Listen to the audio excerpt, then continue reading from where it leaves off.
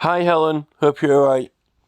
So basically, yeah, this is basically what I have actually been kind of looking into over the last sort of few years. I guess that maybe just before the whole lockdown, but prior to that, I'd been focusing on other things. But after the lockdown, I got to spend some time in this area, in our area, and I got a chance to look around and visit more places, because like people weren't working and stuff, and we could go to more places.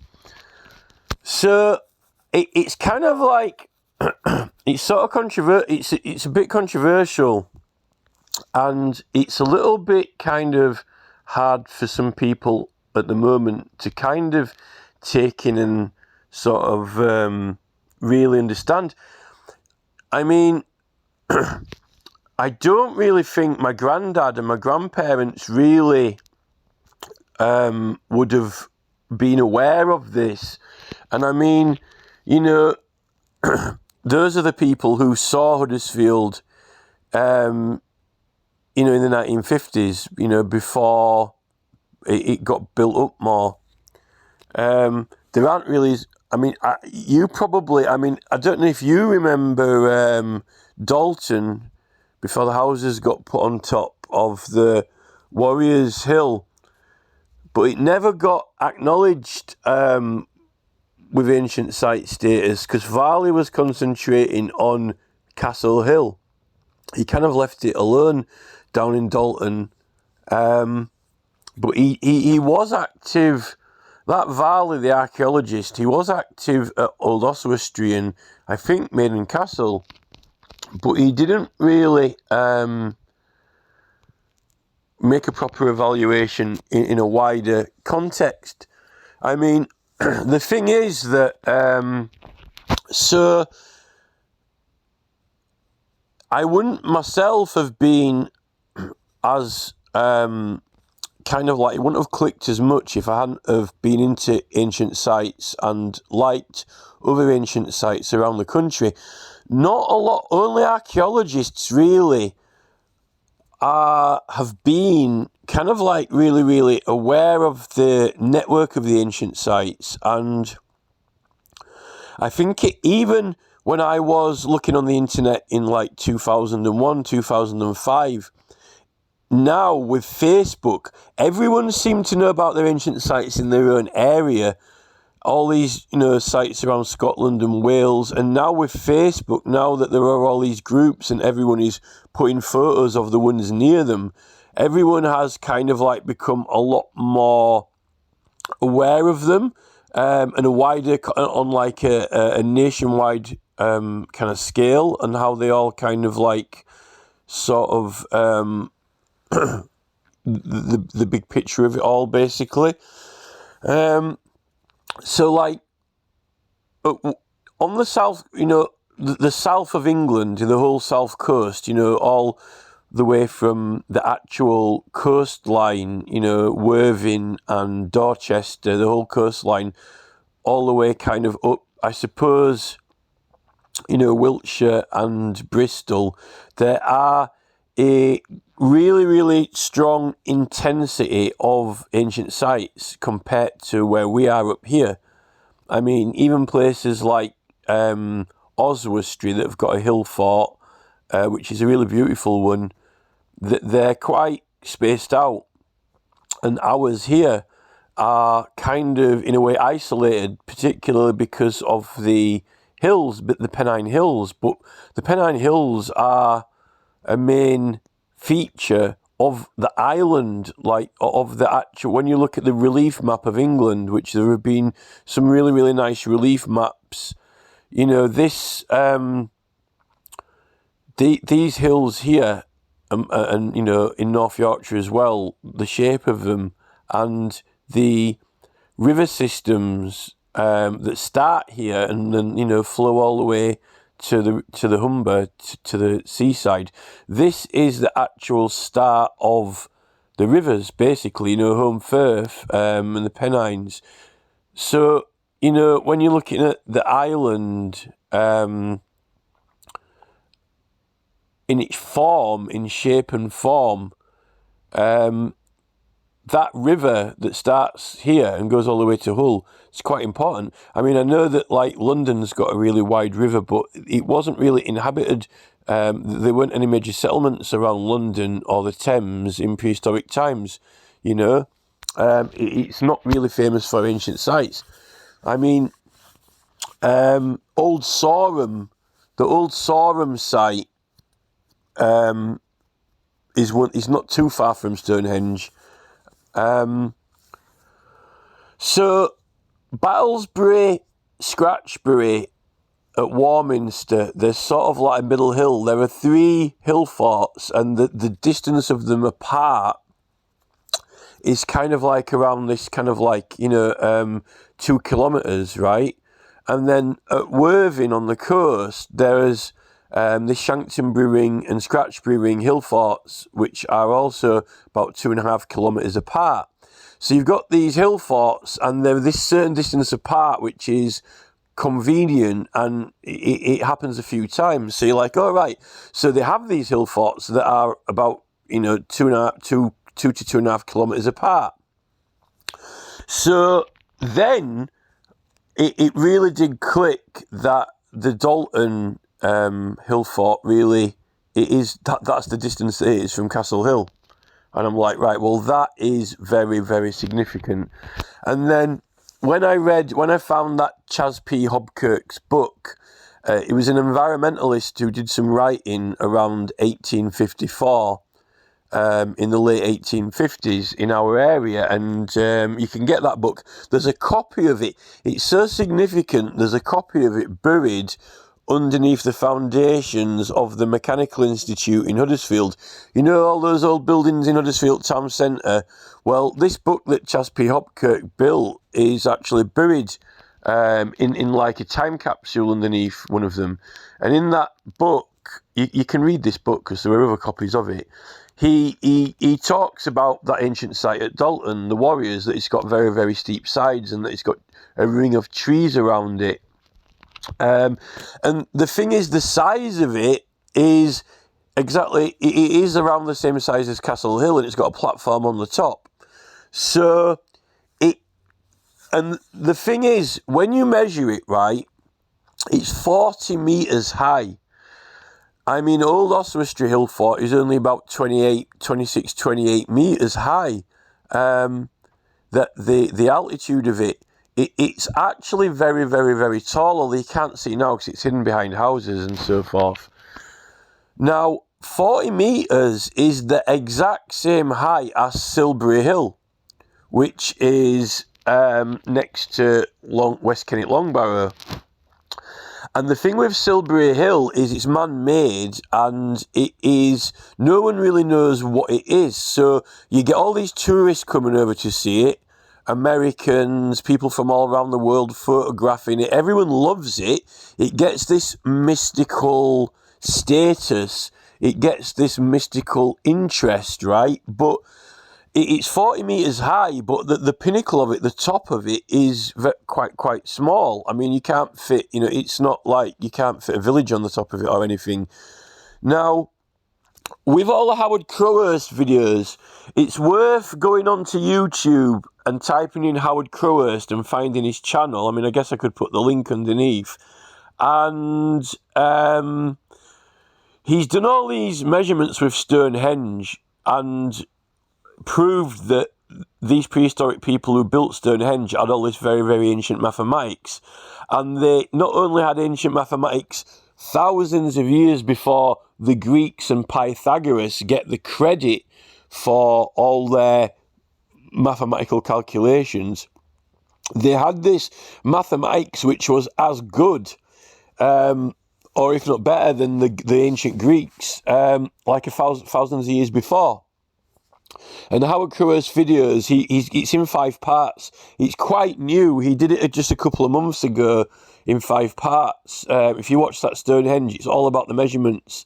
And his other videos that he has done for epistemia, they're all about the longitude and latitude of all the ancient sites, that they all basically map out longitudes and latitudes, and they all form these perfect geometrical like right angles and line up. It's almost like a mapping system around the country, and they clearly were into astronomy. They used astronomy for travel. That this is like where you get the story of like the three wise men from and following the star and all this, and these people weren't only mapping the outside world; they were absolutely They were mapping the outside world in order to travel accurately, and it was their way of mapping the island and mapping the world. And the thing with Stonehenge is they worked out that there are certain calculations and mathematics to it that is a representation and symbology of the Earth, of the size of the Earth, and that even worked out how big the Earth was by working out a small part of it, like a small area of it, and what the curve of it must be, and then just basically following that. Because, once you work out a certain shape of something, part of it, you know what the rest of it's going to be, particularly if it's a ball shape, when you've got all the celestial bodies like the sun and the moon that are around, So they had worked out the Earth. And then a lot of the other main ancient sites, he really puts a strong case forward for them, going out into the world, travelling and then getting other people to build their ancient sites at these longitude and latitudes, because they line up with it. So a lot of these sites in England, or the majority of them, even right up to Scotland. Now, Stonehenge, he's got evidence that they called it the Temple of the Sun. Apollo, the Greeks and Romans, they knew about it and they called it the Temple of the Sun, and it is aligned to the sun. And they said that they had, dancing there and religious ceremonies. So now the thing with Stonehenge, therefore, being aligned to the sun and being all about worshipping the sun, and is that, what else do we have besides the sun, the moon? Now, when you go up to Aberdeenshire, rather than just having like one site like Stonehenge, they've got these multiple sites in Aberdeenshire, which I didn't even know about until, found out about it on the internet, called the recumbent stone circles. And they are all through Aberdeenshire, the Cairngorms, and they are stone circles which have like a huge stone laid down flat called the recumbent stone, and it joins two of when you've got the stone circle, it joins a gap between two of them, and it used to be it didn't used to be, it is a line. There is quite a lot of these stone circles though. I know we've got other stone circles in Wales and around England and the south, but these ones in Scotland, they were huge stones, like really, really big ones, like about the size of a human's head. Well, like when you stand next to it, it's sort of like as big as a human.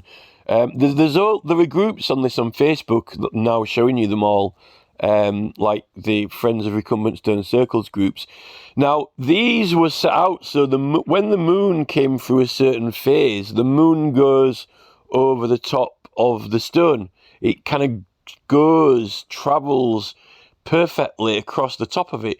There's like a couple of, I've got video clips of this. A good video is Standing with Stones by the Prehistory guys.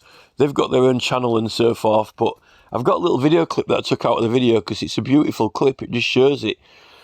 So they were all about focusing on the moon, but they set them up there because in longitude and latitude in the island, it is a perfect place to make these observations of the moon. It's like if you were going to make these moon observations in anywhere on the whole island, you'd go there to do it.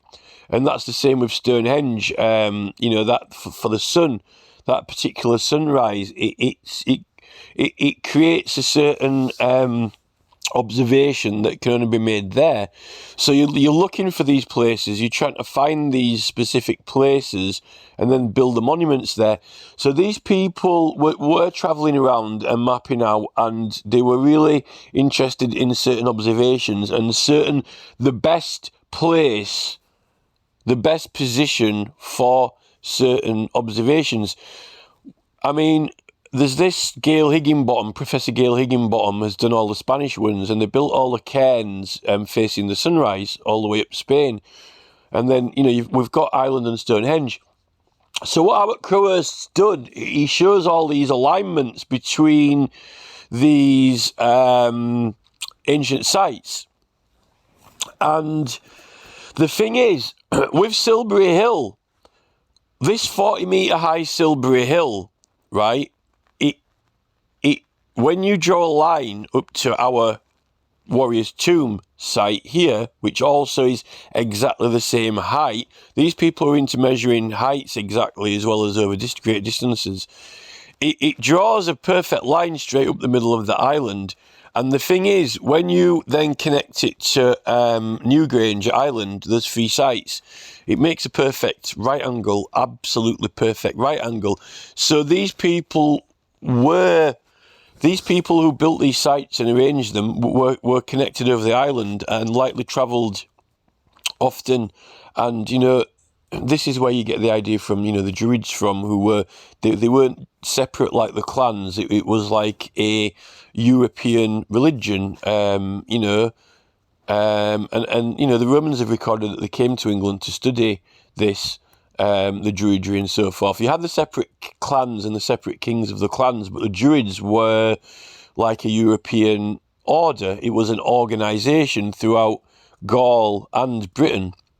They were the judges, and they were the doctors, and they were the naturalists. Basically like the equivalent of the university that we've got now. The education, basically, and the music as well. The bards, because song is how they memorise things. I think that's how they told the news of what's happening, what's actually going on in Europe. The bards went round and told people through their songs. So with all that, we need to be interested in all this, because we've got Castle Hill, and it's an ancient prehistoric site, and it's unique because it's like a big long barrow shape. And these people, Gail Higginbottom gives evidence that they didn't have the long barrow shapes in Spain, really, or really in Gaul in France. They had the cairns. It was kind of special to England and Ireland, really, the long barrow forms. So they had this special veneration for the long barrow shapes. Now, Castle Hill is a hill fort, but it's like a long barrow shaped hill fort. And that's significant because all of the other long barrows around the island are all like quite small. And you either go inside them like chamber, they've got some sort of temples or chamber to them. But our big long barrow shape, you go on top of it, like they lived on it. So my theory, my hypothesis is that, they also had male and female shapes, because all of the ancient sites, particularly like, Uli Long Barrow, Hay Pegler's Tuft, and Bellasnap, they're all either male or female. The female ones are kind of like round with like an entrance, like that's what like Newgrange and Noth and Dof are, but there's 3 there. And, the male ones are the phallic, the long barrow ones, because, these people shape things like nature, the things that they saw in nature. This is how God made the world, this is how things form. People, animals either form a female or male shape, so, and then all this study of the outside world, the stars, and the world around us, the trees, the traveling, geography.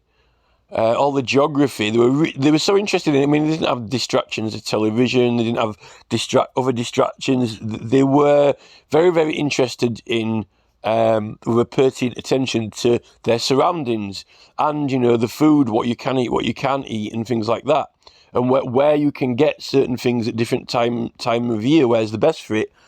I mean, this is how they have, the potteries, where's the best place for clay. Some of those hill forts on the south coast were very, very good for mining flint out of, Sisbury Ring Hill Fort. It was a flint mine. They lived on it. That was a hill fort they lived on and got flint from because they had a lot of flint there. But that hill fort got trashed in the war because they were practicing. They sent the tanks to kind of practice there for the war, and it tore it all up. It kind of spoiled it and ruined it all. So then you've got the inside world. Besides the outside world, exploring the outside world, you've got the inner world, the psychology, behaviour, and then you've got all the religious sacraments and the visions and, dreaming and all the rest of it, which they were really interested in studying and focused on and, studying all the different effects. These people were very, very, very interested in human relationships, human nature, not only laughing and dancing and singing, but anger and war. They understood a lot of these forces, and this is one of the skills and the subjects of the Druids that they studied, right? So, with all these ancient sites and with all this ancient culture, including our site as well, there is a very, very strong case for, there being a lot more knowledge than what we're accredited for in the, in the Roman writings, because we've got all these. And then there's the Hembury Cross Hill Fort, which has got a ridiculous name, really, because it's like a huge dragon. It actually is the shape of a dragon with, wings stretched out. And there's no doubt that, this whole Arthur Pendragon myth, it is the Dragon Hill Fort. The hill fort itself is on the head of the dragon. It's still there now. You can see it on Google Maps. It's actually not being built on. It's being left alone. Some people know about it. Some people aren't as aware of it. But that's really where the Welsh flag comes from. The dragon on the flag really is a bit of a celebration to that. At Uffington Camp, where they've got the white horse, they're very lucky because they've still got the Long Barrow, which is the religious site, with the white horse in the side of the hills and the hill fort. And there's this walk called the Ridgeway, and it's a very famous walk that goes quite a long part of the country. And they've got a group called Ridgeway and Ancient Tracts of Britain. And there's a poet. He's in Australia now. He's English, but he teaches poetry. He's a well-known poet, Giles. He's a really nice guy. He's got a very big group now. It's grown to over 100,000 people, and they're all interested in the countryside, but ancient sites and the Ridgeway. And they're not really interested in our ancient site, unfortunately, but they're very, very interested in the Ridgeway and Uffington area, and there's a lot of people who photograph it. There's a guy called Hedley Fawn who's really, really well known, and he does a lot of photographs, goes to a lot of events, holds a lot of events. And some people in that group, it really do put photographs of Stonehenge and Silbury Hill and some of the other sites, if they're really famous ones. There's a guy from our area who's in that group. He sometimes puts some of the pony tracks in there, and in our area when we had the canals and all the walkways for the canals and all the ancient tracks for the wool trade and things like that. He sometimes puts posts about our area in there. And that moon raking as well, raking the moon. So why you need to talk about all this is you need to kind of build up a picture of something that actually all these sites exists now, did exist. We did have a culture. We do have a history. we had very intellectual, intelligent people with very, very good mathematics skills. Now, you see, then we've also got all the conflicts and wars, but we weren't always at conflict and war. But, we've got various, different phases. But really, our island, we've got separate rulers, all across the island, although we've got this religious order of the Druids. And then we've got the Roman invasion, right? And one of the main objectives of the Romans was to destroy all our ancient sites and remove the Druids, which was the governing forces, and get tax in order to tax the whole island and take all its metal resources, all its basically all its resources, because the Romans wanted all our resources. And then so we've got 400 years of the Romans, and they banned that Druid religion. They didn't even have Christianity either. Christianity was a religion in the Middle East, but it was banned. The Romans had their own gods, but they wanted to get rid of these Druids, so they either killed them all or got rid of them. So you have a bit of a memory loss of all that knowledge and even the organisation of it. Except you get in Scotland and Ireland, you get some preservations. In the old legal systems in Ireland, you have this voting. You have the members of the clans, elect leaders, and then those leaders then make the laws up. But they're voted for. The clans and the villages would vote who was going to be the leaders, and then they would make the laws up, right, for each of the different clans, around the islands. So they had their own leaders, like their own kings. But the judges were independent, right? The judges were independent. So this is where you have the Druids who are an order of the whole island, and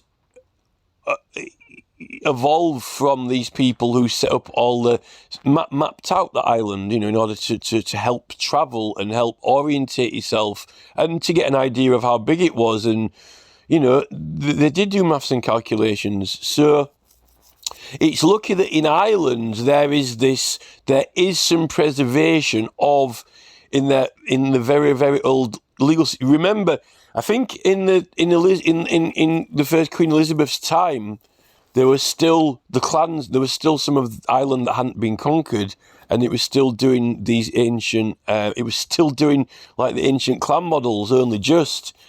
So that's how we've just managed to get a little bit of memory of the organisation of it. And then we've got the whole kind of like Arthurian period, Anglo-Saxons and everything. But then this is when Christianity really Christianity spreads, and you've got all the Saint Patrick and so forth going round. When the Roman army goes, you've kind of got but this is when you've got this evidence of you've got a lot of the Christian symbols merged together with these Celtic crosses, right? All around Scotland and Ireland still. You've got them there. This definitely is the idea. What was left of the ideas and the knowledge and the understanding of those Celtic clans, it ends up getting absorbed into this new Christian religion. And then you get, like Glastonbury. Tor is an ancient hill, an ancient mound. They end up building, like a church on the top of there. And through this... the way the Celts didn't have writing like the Latins write from left to right and letters and words. It was more of a symbolic, pictorial language, songs, rhymes, pictures. That you got the Picts, and Strabo one of the writers, Strabo, before the Roman conquest, he was writing that, all through France and Gaul, they were doing religious ceremonies and painting their bodies bright colours. So the Picts in Scotland, who were renowned for painting the body bright colours, it wasn't some weird religion of the Picts, actually. There's no doubt about it. It was a widespread religion when they were painting the bodies all through Gaul, all through France, Gaul, and Britain, through Northwest Europe. And this is what the Roman army destroyed and extracted, removed. And the Picts really are what was left of it after they kind of erased it, So when we get to, the religion, Christianity takes over, and Christianity really doesn't like the pagan culture, and it wants everyone to forget it and say that it's bad and all this and that. So then you've got the whole religion, the whole Christian flourishing, really, period. And, the birth of the universities, like, Oxford University and the early monasteries, and then, it ended up even splitting over to Cambridge. Kind of like the sciences, but mainly a lot of the knowledge is accredited to the Greeks because they're the ones who wrote things down. So in context to the ancient sites, I'm going to get to Tolkien soon because I know that you wanted to talk about Tolkien and it's going to be about Tolkien, but this is what, if you don't figure this all into it, then you don't understand the position we're in, where we're at, what position we're at now. So then you've got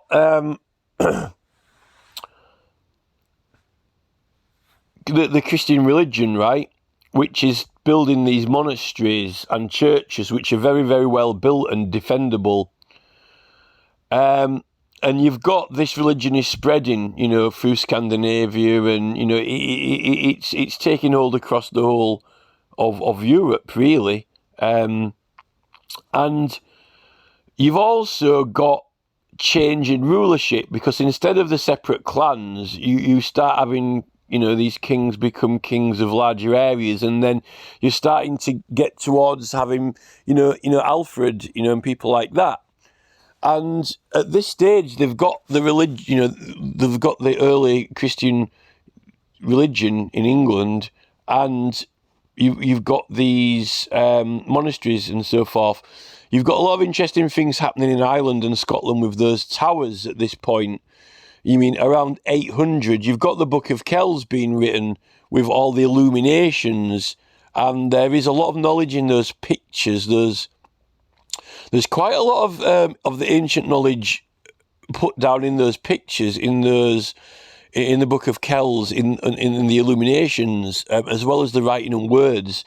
The fact that there was still some of the clans left, and still some memory of whatever was left of that. Really, there's a lot of it in the Book of Kells, in those pictures, to do with how the ancient sites were laid out, and the mapping, and some of the ancient religious ideology is in those pictures, if you can read them.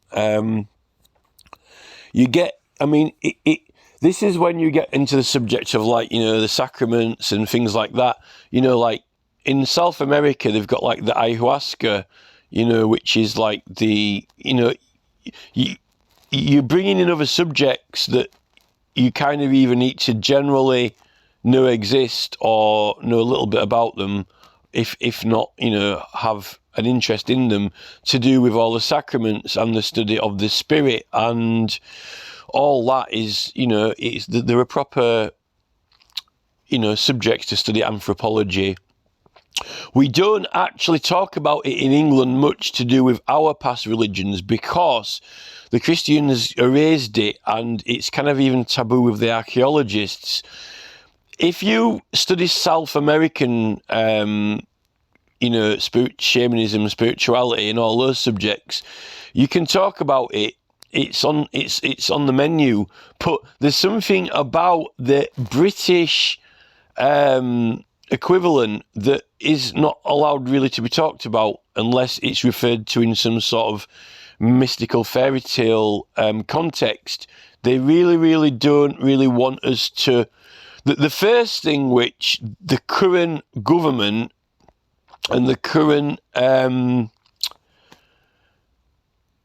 ruling class, the current ruling powers don't really, you see, this is the next stage. I mean, I'll explain why. Because with the Battle of Hastings and with the William the Conqueror, when he becomes the King of all England, not straight away because it took him a while to spread and take over. So with it, really, William the Conqueror, they're not from England, right? So they're not English. So all these ancient sites that we've got, they're not theirs. So they ain't gonna pat everyone on the back and give them a party for how brilliant their ancient sites are when they've just conquered the country. They're wanting to give the impression that they're the superior power. Now, when we get some interesting things happening with William the Conqueror, because they go to Old Sarum, which was a circular hill fort not too far from Stonehenge, and they dig out the middle of it and raise it up and form this kind of like round table shape. According to the archaeologists, that was done after the conquest. They made modifications to it and they turned it into a big city within the old hill fort. So they built churches in there, and they built, palace in there. And I haven't actually been to Old Sarum, unfortunately. I didn't get to go there. I've been to Stonehenge and Avebury and quite a lot of ancient sites around the area, but I just didn't quite get to Old Sarum. It's meant to be quite formidable. But there's all what William the Conqueror built there is actually gone now, demolished. There's not, but there's this central part in the middle of it raised up, this like round table shape, ironically, which wasn't part of the original hill fort, prehistoric hill fort, and it did kind of, it has kind of made a mess of it, really. It's not the original thing. Now, when that happened, this is really, really important to us. This is very, very, very, very significant now to us in Huddersfield, because that is when our hill fort got something done to it. Our prehistoric hill fort, which I think definitely is a giant long barrow shape, but you go on top of it, not inside it. And we've got the other one down at Dalton, 2 sites, which is like, it's a very significant shape, and it's the same height as Silbury Hill and makes a perfect alignment with Silbury Hill and Newgrange in a perfect right angle shape. What they did to our hill fort is they kind of did some remodelling to it, and they actually separated it into 3 parts, which you'll now be familiar with. They carved some out of it. That's kind of spoiling it, particularly when your ancient sites are modelled on either male or female forces of nature. Either you've got ancient sites with a feminine symbology or a masculine one. So Castle Hill, to be a long barrow form, a symbology of the male, and to chisel out deep cuts into it and separate it up is not symbolically a very nice thing to do, really, right? But they also fortified it. I think that De Lacy got a license to fortify it, and they also sort of made that, they kind of made it into a big boat. It feels like you're on a boat, like you've sailed over the English Channel and conquered England now. When you're on Castle Hill, I feel like it's like a big boat, you know, and with the oceans of trees around it, and you've just sailed over the Pennines. If we had been conquered by William the Conqueror and De Lacy got licensed to fortify our hill fort, then it would be quite a proud, very, very prominent position to be in, particularly when you've conquered everywhere. But what that must have symbolised to people before the conquest, you know, just a beautiful place with beautiful surroundings, beautiful views, you know. It was beautiful and amazing before. Now, the other site, we don't know what happened to the other site. The one at Dalton, it is something. I know it was there. It's not man-made like Silbury Hill, but it lines up with Silbury Hill and Newgrange in this perfect shape with the prehistoric culture that we're mapping out and doing these alignments. And there's two sites. The thing with us is we've got the Pennines kind of like separating us and shielding us, and then you've got this beautiful vale, which is our vale. And we don't really have, like the South Coast, there are just absolutely dotted sites all over the South Coast. Here, we don't have as many hill forts. There were clearly lots of people and villages, but as for, you know, significant, you know, identifiable ancient sites, there's Barwick in Elmet. The Barwick in Elmet one is like over the other side of Leeds, so it's not that close. And, you know, there's meant to be a few at Sheffield or Barnsley, which still aren't, you know, I wouldn't say they're not dotted around. So, but it's all to do with the landscape, ours. The fact that we've got these Pennine Hills, it's true that, you know, the Pennine Hills run up to North Yorkshire as well.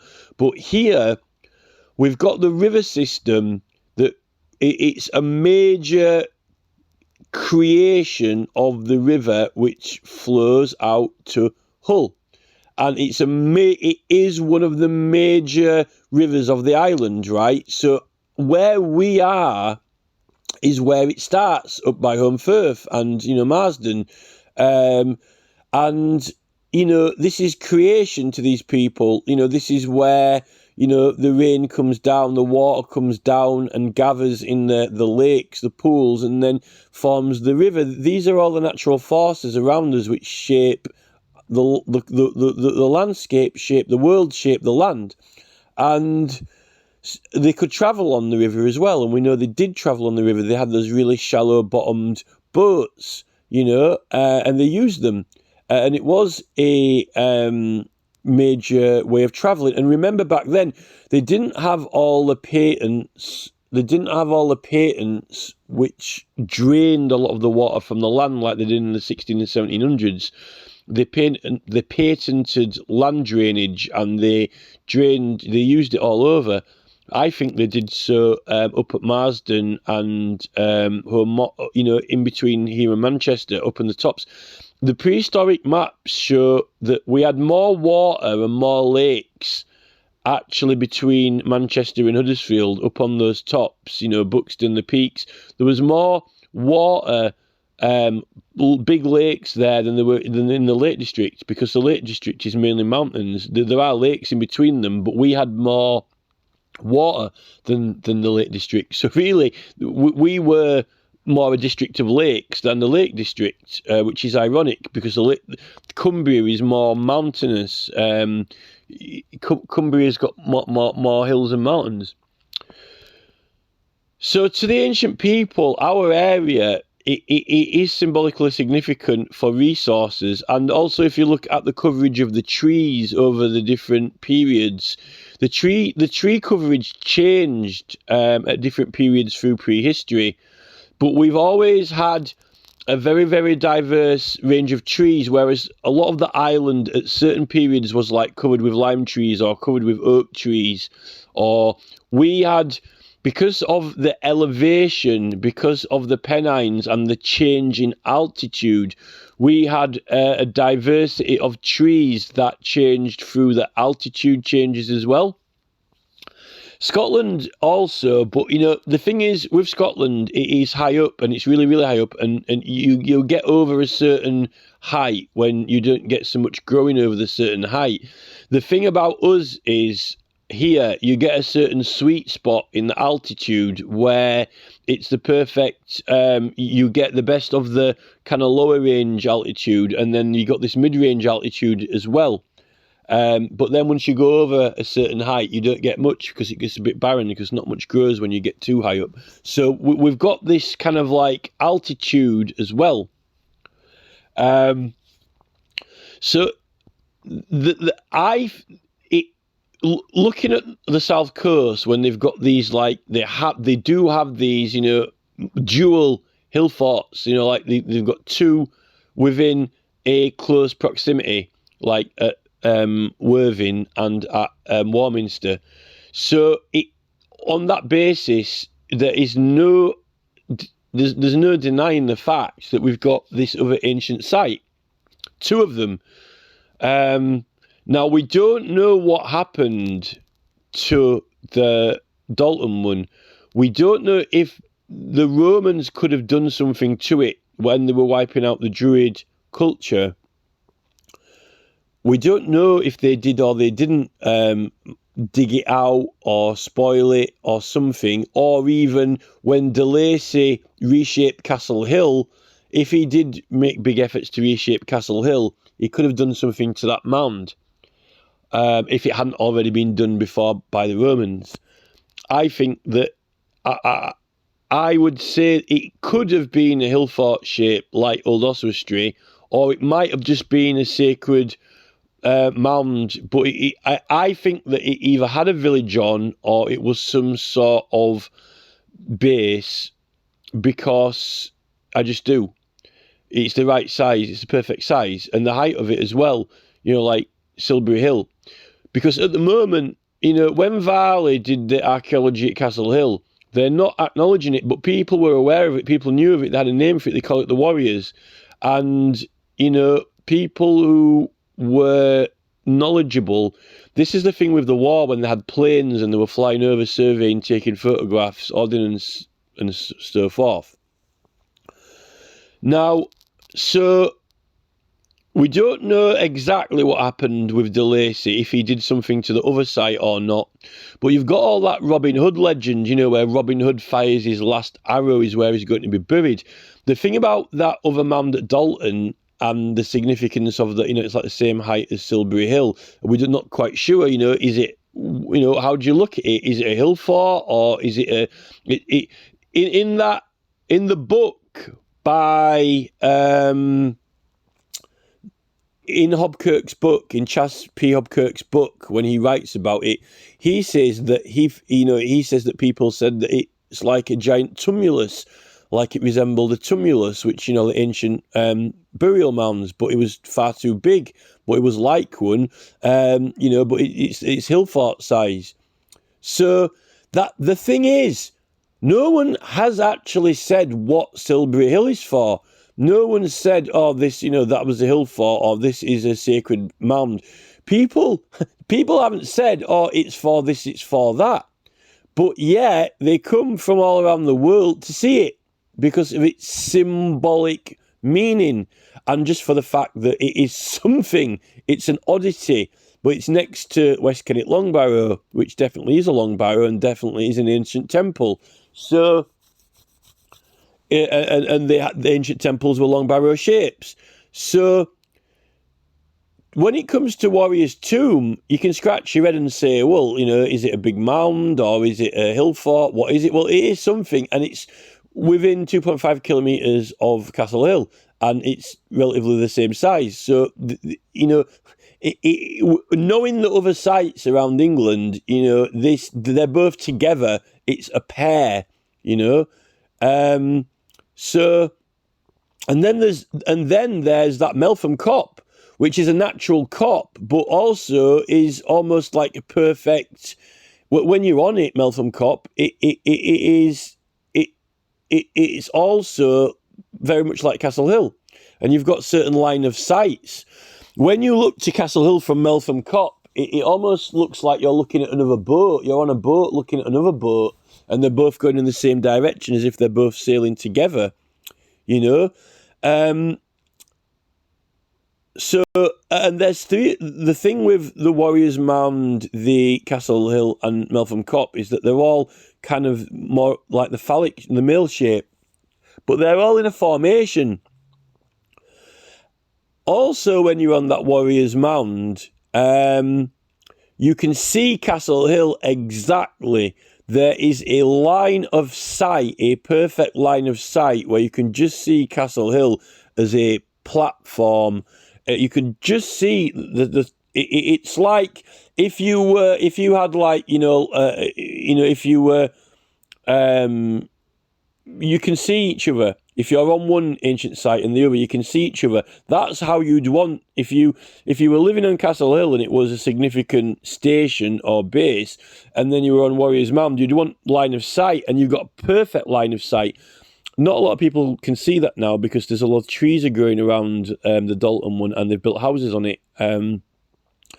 But the line of sight, the perfection of the line of sight, the significance of the line of sight, and the distance apart is just like, this is like a very important base, prehistoric base, and that is why they ended up fortifying it after the conquest.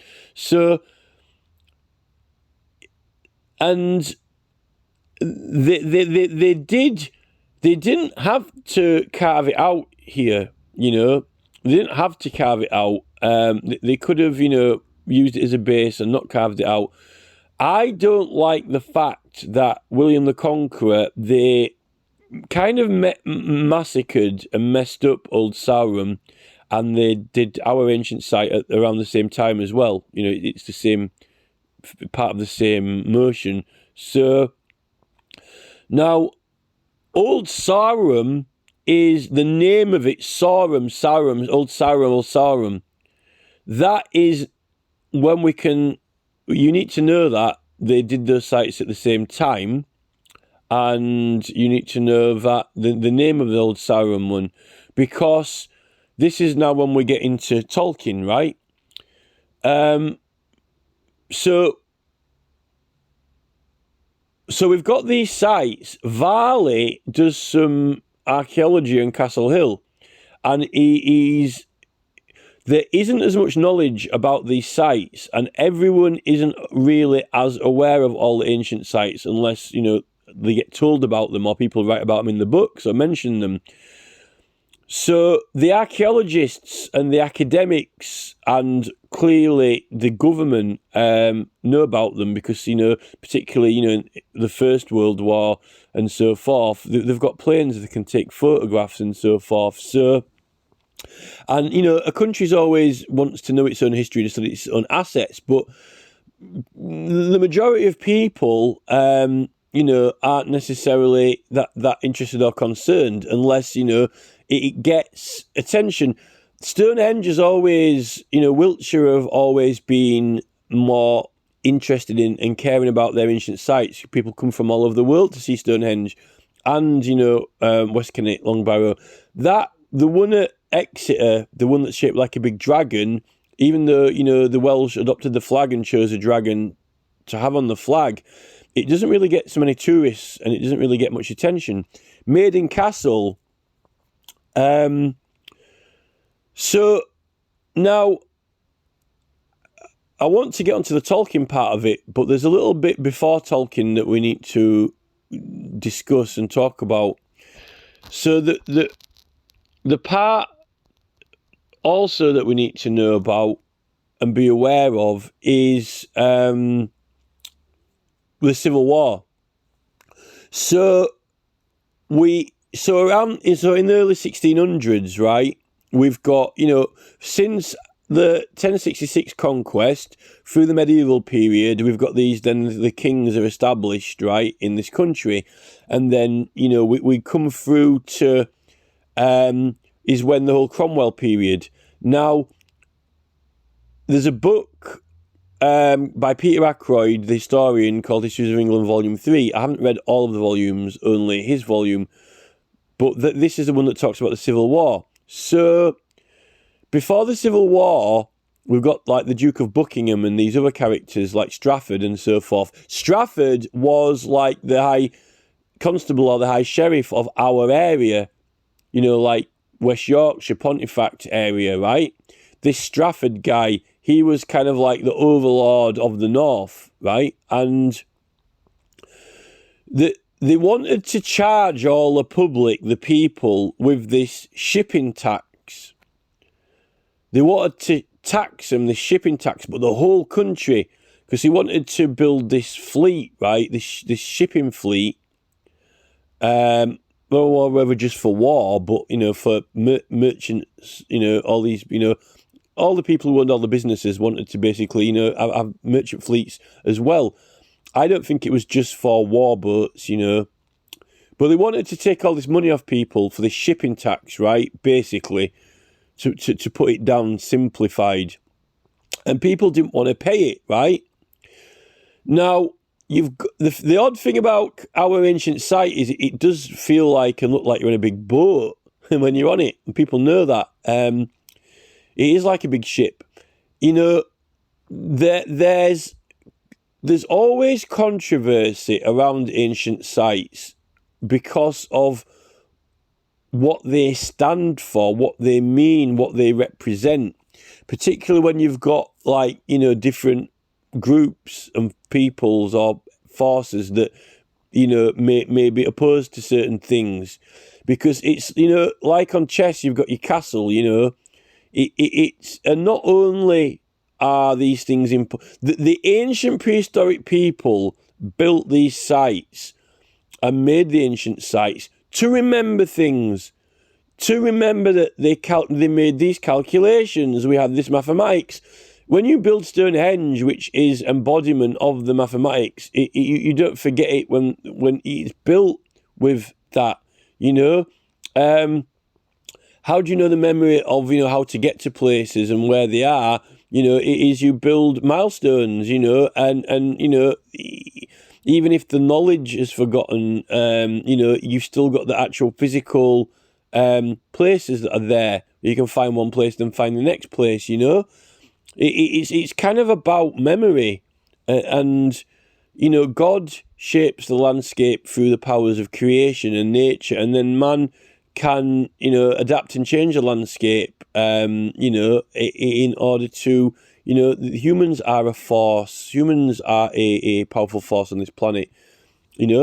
So, but I think that the thing is, with that old Sarum getting carved up, and with our site getting carved up, and others as well, they were still like conquering the country at that time, because they didn't just like win the Battle of Hastings and everyone said okay, that's it. There was resistance up the country, so they've got these fortresses while they are continuing to take over. And in Murfield you've got the little mound, the little the remains of the little Mott and Bailey castle in Murfield, where the village stocks are. That is that was one of the the bases. Now, why did they? This is a thing, right? They built those Mott and Bailey castles with a little hill with like a tower on the top to watch. They built these Mott and Bailey castles all over, but it's still like a mound shape. They based it on the ancient prehistoric burial mounds. I know it was convenient, right? But it symbolises something. When you've got a culture and a people that don't want to be conquered or are not happy about being conquered, and their memories, their history, their songs, their family history is rooted in another culture, then the conquering forces need to have a symbol of dominance. It's very, very intimidating when they're building their Mott and Bailey castles, like in the form of, where ancestors are buried in the mounds. There's something in that. And, carving up the ancient sites, as well. These people weren't just conquering through force, through physical force of arms and physical powers. They were conquering through the symbology, changing the landscape or mocking the other cultures. You see, you've got those Sheen and the Gigs as well. So the Sheen and the Gigs are a religious statue that was built into some of the early churches in early Christianity, and it's kind of like the shape of a woman showing her private parts, almost like it's basically like the Gollum character. If you could conjure up Gollum from anywhere, like Tolkien, if you could conjure up Gollum from anywhere, Gollum is literally just like one of those little Sheen and the Gigs holding a ring, because the Sheen and the Gigs hold a ring in their hands, a circle. Some of them, it's more an oval shape. Some of the Sheen and the Gigs have like a ring there. It's a statue permanently holding onto a ring, like for eternity. That's like Gollum holding onto the ring. And then you've got some of them are an oval shape. Well, it's interesting that it's an oval shape. Well, the female organ, I guess, is kind of like more oval shaped as a whole. But our ancient site, is kind of like that shape.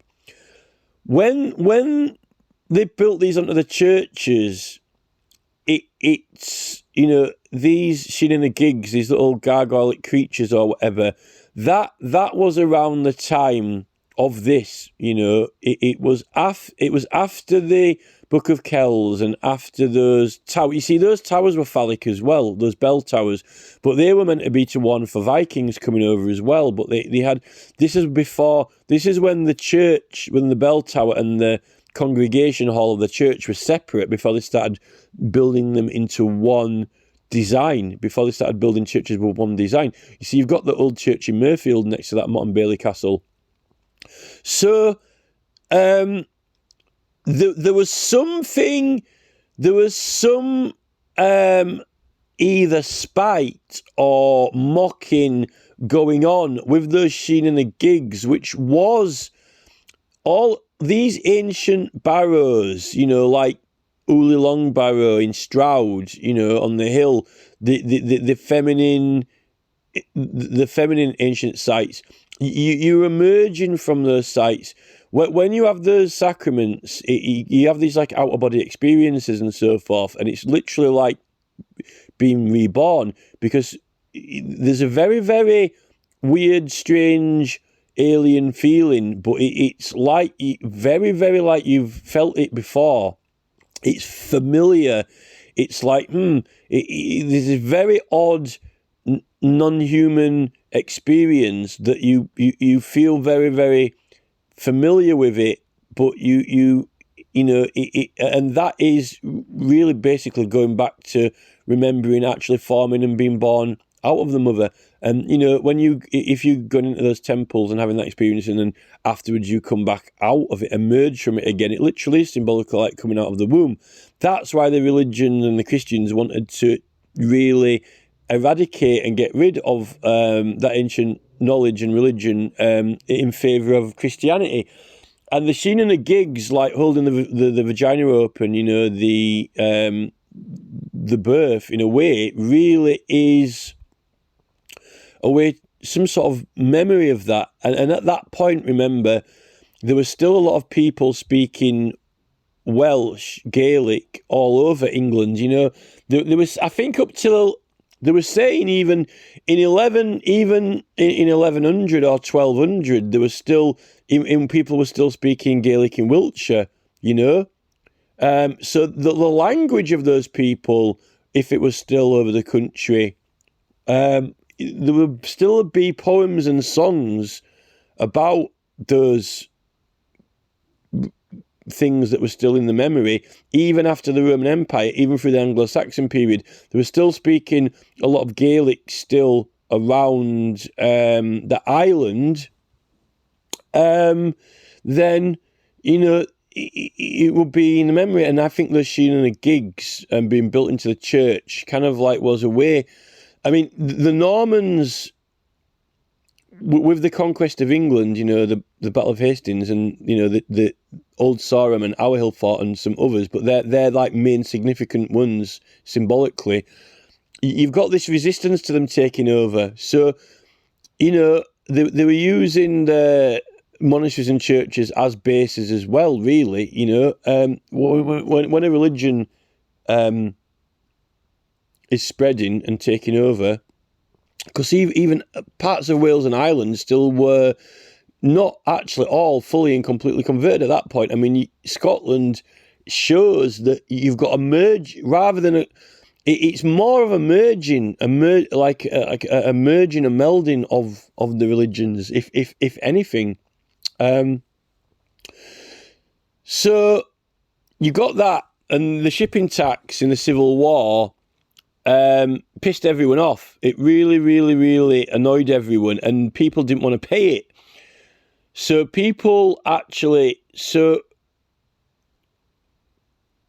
if we fast forward from, this William the Conqueror, 1100, and then we come to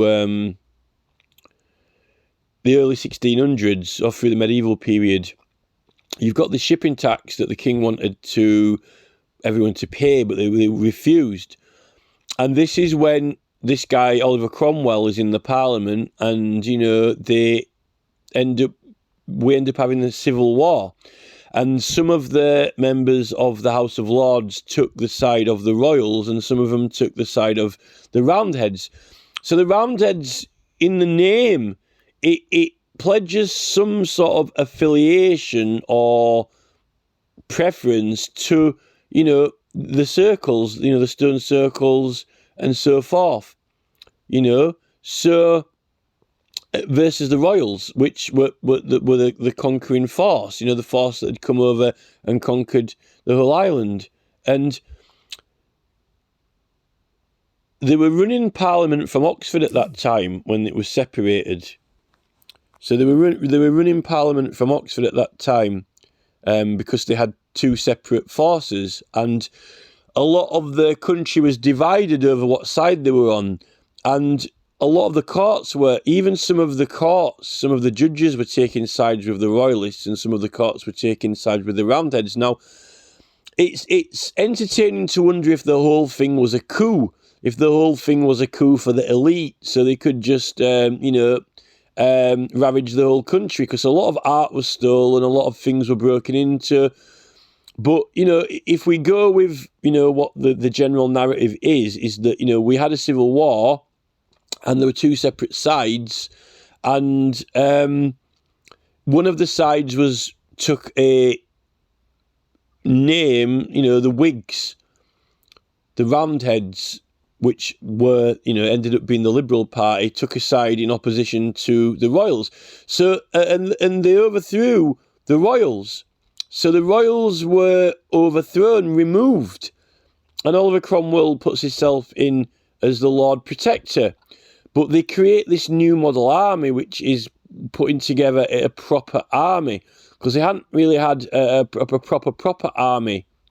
Though they had the Roman army when the Romans came over, and there'd been various other wars, because villages had their own warriors, because, in those Celtic times, villagers kind of fought each other anyway when they argued, and they had their own warriors. But at this point, we've got a lot of farmers, people working the lands.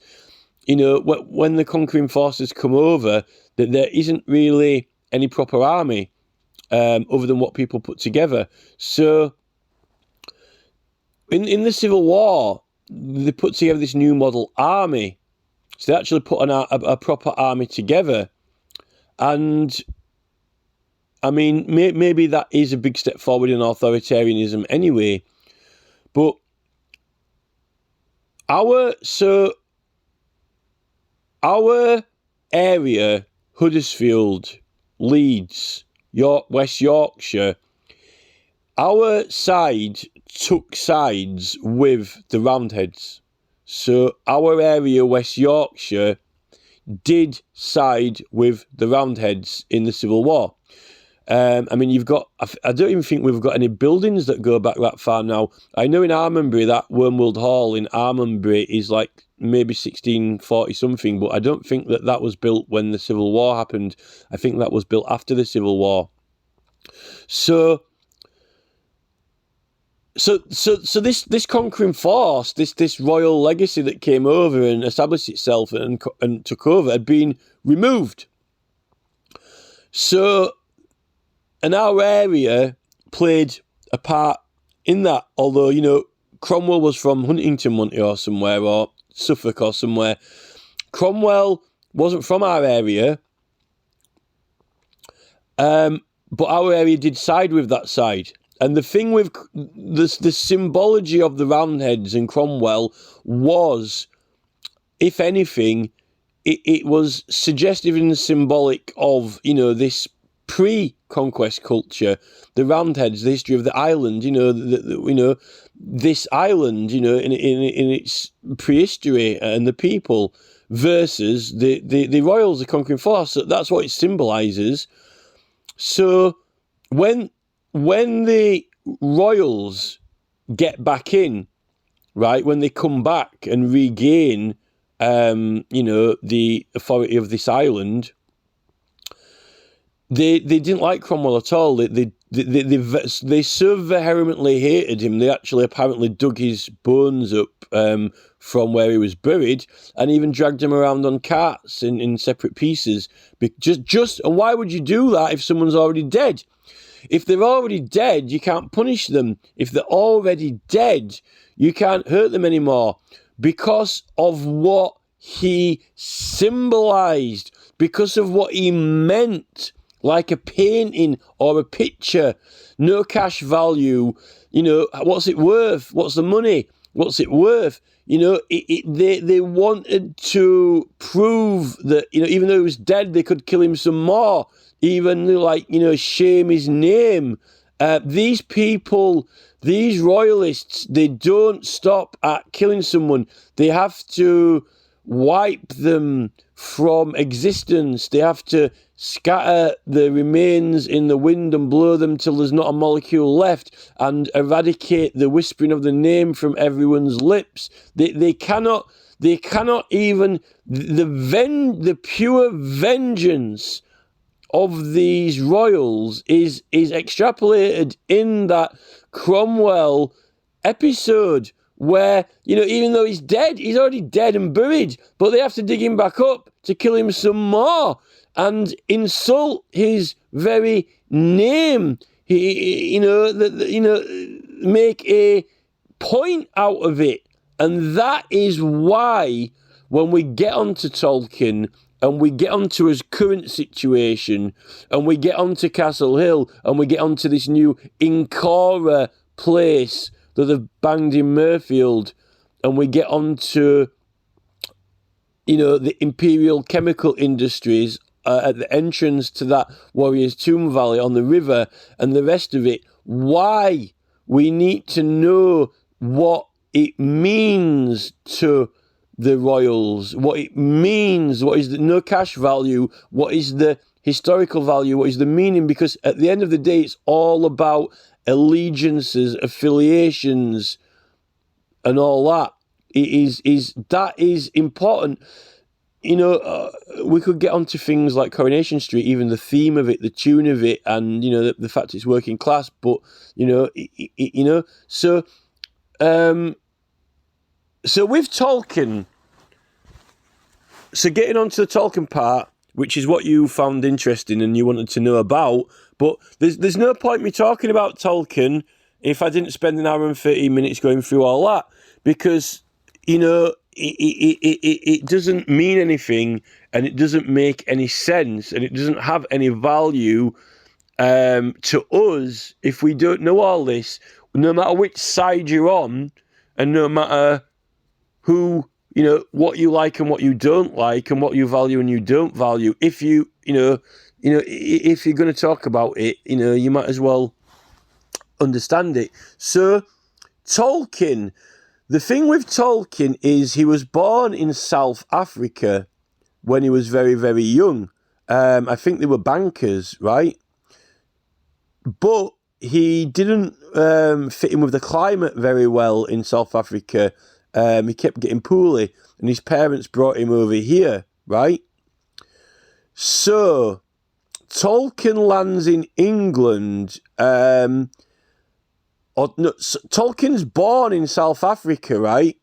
Now, Tolkien's born in South Africa around the time that Victoria Tower goes up here. And that has some symbolic significance in this whole story when it comes to Tolkien. That's coincidence, but it's still it has a meaning, a value to it. There is a value to that, even if it's coincidental.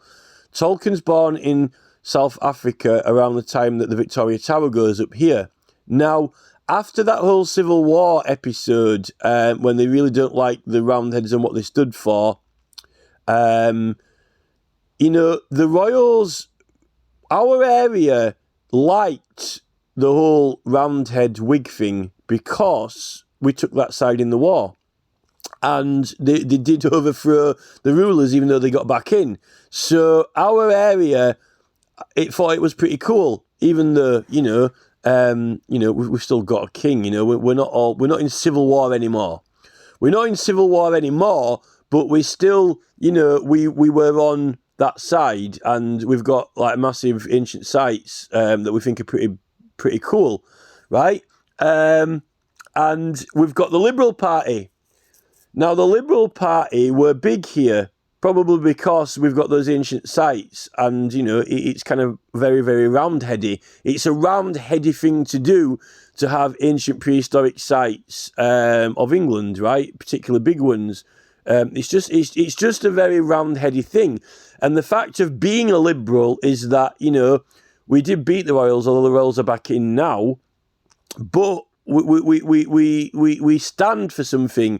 If you did beat the Royals at one point, but then they're back in, but you've still got a political party, then that political party surely stands for not being oppressed. It stands from some sort of freedom from, royal powers being, all those shipping taxes and things that we're trying to impose on people. It's an opposition. Let's say that it's an opposition to being completely and totally conquered. It's an opposite position. So being liberal meant something. Now, I don't think the Royals liked it, and I think, particularly with all this old Mountbatten, they're married into the Germans and Mountbattens and all that. Humans don't just do things for money. They also do things for meaning. Why paint a picture? All right, you can paint a picture because you want to make a duplicate copy of something because you haven't got a camera, right? You can paint a picture just so you can know what someone looks like. But the thing with art and the study of art is that art also has a meaning to it. It can mean something like a poem or a joke. You either laugh at a joke or you cry at a joke. A joke's not just there to tell a story, like to pass a message on or to record something like a photograph. We've got meaning. So, like the Sheen and the Gigs and so forth, we're all meaning. The cross is meaning. Art is meaning. So, with the meaning in the names of the Mountbatten surely is Mountbatten. So, and if you want to show that authority, if you want to command that authority, you've got to get people to, recognise that authority. So, mysteriously, that organisation popped up and wanting us to put those towers around England, those build towers, right, for Victoria. One of them was in the Heights of Abraham, and that is like a perfect round baton shape. It's not even very fancy or ornate. It actually is just like a baton, and it's in the Heights of Abraham. But I think the objective of the Mountbattens all the time was to get it on our hill, because it's not Stonehenge, and it's not. There's already a church on Glastonbury Tor from pre-conquest, from very early Christianity, the original one. It just is because of where we are, right in the middle of the island, and because of the majesty of the site, the majesty of Castle Hill next to the Pennines, particularly from Hopton. It is something, and it means something. It was beautiful to the prehistoric people, but they wanted to get a Mountbatten on that hill, and it was these people don't do it themselves. They've got an art of getting, if their beloved minions, their beloved followers do it, then it's a present, it's a gift, So basically, the Royalist movement really wanted to bang something on there. Now, it's no coincidence that is the exact, precise time when the Labour Party was formed. The Labour Party was invented in London, right, when the tower went up on Castle Hill, and then it subsequently spread through the country. It took hold in Barnsley and Sheffield first, right? And then it gradually came into our area, and people stopped voting Liberal because we've got this Victoria Tower, Queen Victoria, right? But because people had been affiliated with the Liberal Party and opposition to the Royals, and that was what everyone used to having their consciousness in their psyche in our area, they didn't feel very comfortable just, voting for this new Labour Party straight away. In fact, if you look at the voting records, people started voting independents. There was a lot of independents, and still to this day, I think like some of the Home Valley areas have still got independent voting. A lot of independent voting going on. Although our area is recognised as a Labour Party area now, people didn't start voting Labour. They started voting independent, but they didn't vote for the Liberals anymore. And the reason they didn't vote for the Liberals is because they didn't want it to look like they were opposing the Royals anymore. They didn't want it to look like, they felt bad because they got this Victoria Tower there. So if they all voted Liberals, they'd look bad because they were opposing the Royals. So what happened is, we'll vote independent, right? Because if you're voting independent, you're not taking a side. If you vote independent, you're not taking a side on the Royals and you're not taking a side on the Liberals. You're kind of like not voting for either. But they didn't start voting for the Labour Party straight away. You see, the thing with the Labour Party when it's invented is like, if you're going to vote for the Labour Party, you're going to be a Labourer. Now, if you were a Liberal, if you're opposition to the Royals, you didn't want to just straight away transform into a bootlicker and, be their Labour workers, because that symbolises very, very much the opposite of being an opposition if you're just going to be a Labourer. So particularly in our area, now other areas did vote for Labour. Other areas did start voting for Labour. And why our area didn't is, I think, because of the ancient sites and because of the Civil War. But after a while, they gradually did. Now, what about other areas like Maiden Castle in Dorchester? Well, the thing with Dorchester is it's right on the coast, and that's where we got bloody conquered, Battle of Hastings, even though it's Maiden Castle, and then the Romans did a good job of it as well. Even though Maiden Castle is huge and massive, and it does symbolise the ancient, Celtic culture and prehistoric culture, it's always been held by the Conservatives since, and it's not symbolically been too much of a threat, I don't think, even though it's massive, is because they've got it and they've occupied it, and it's too big to, it's so massively huge to in any possible way to spoil it or ruin it. I mean, if you've got to go there, if you haven't been there and walked around it, the size of those walls, I mean, it's bigger. It must be bigger than Huddersfield Town Centre.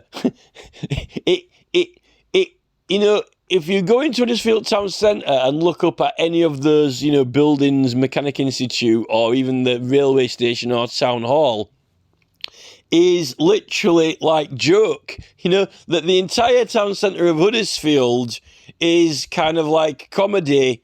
Even the multi-storey car park. If you go to Maiden Castle, and you actually the sides of it, they're like huge waves. They're like massive waves of earthwork that are bigger than street light. Like street lamps are really, really tall, huge. Like they dwarf street lamps. They make street lamps look tiny.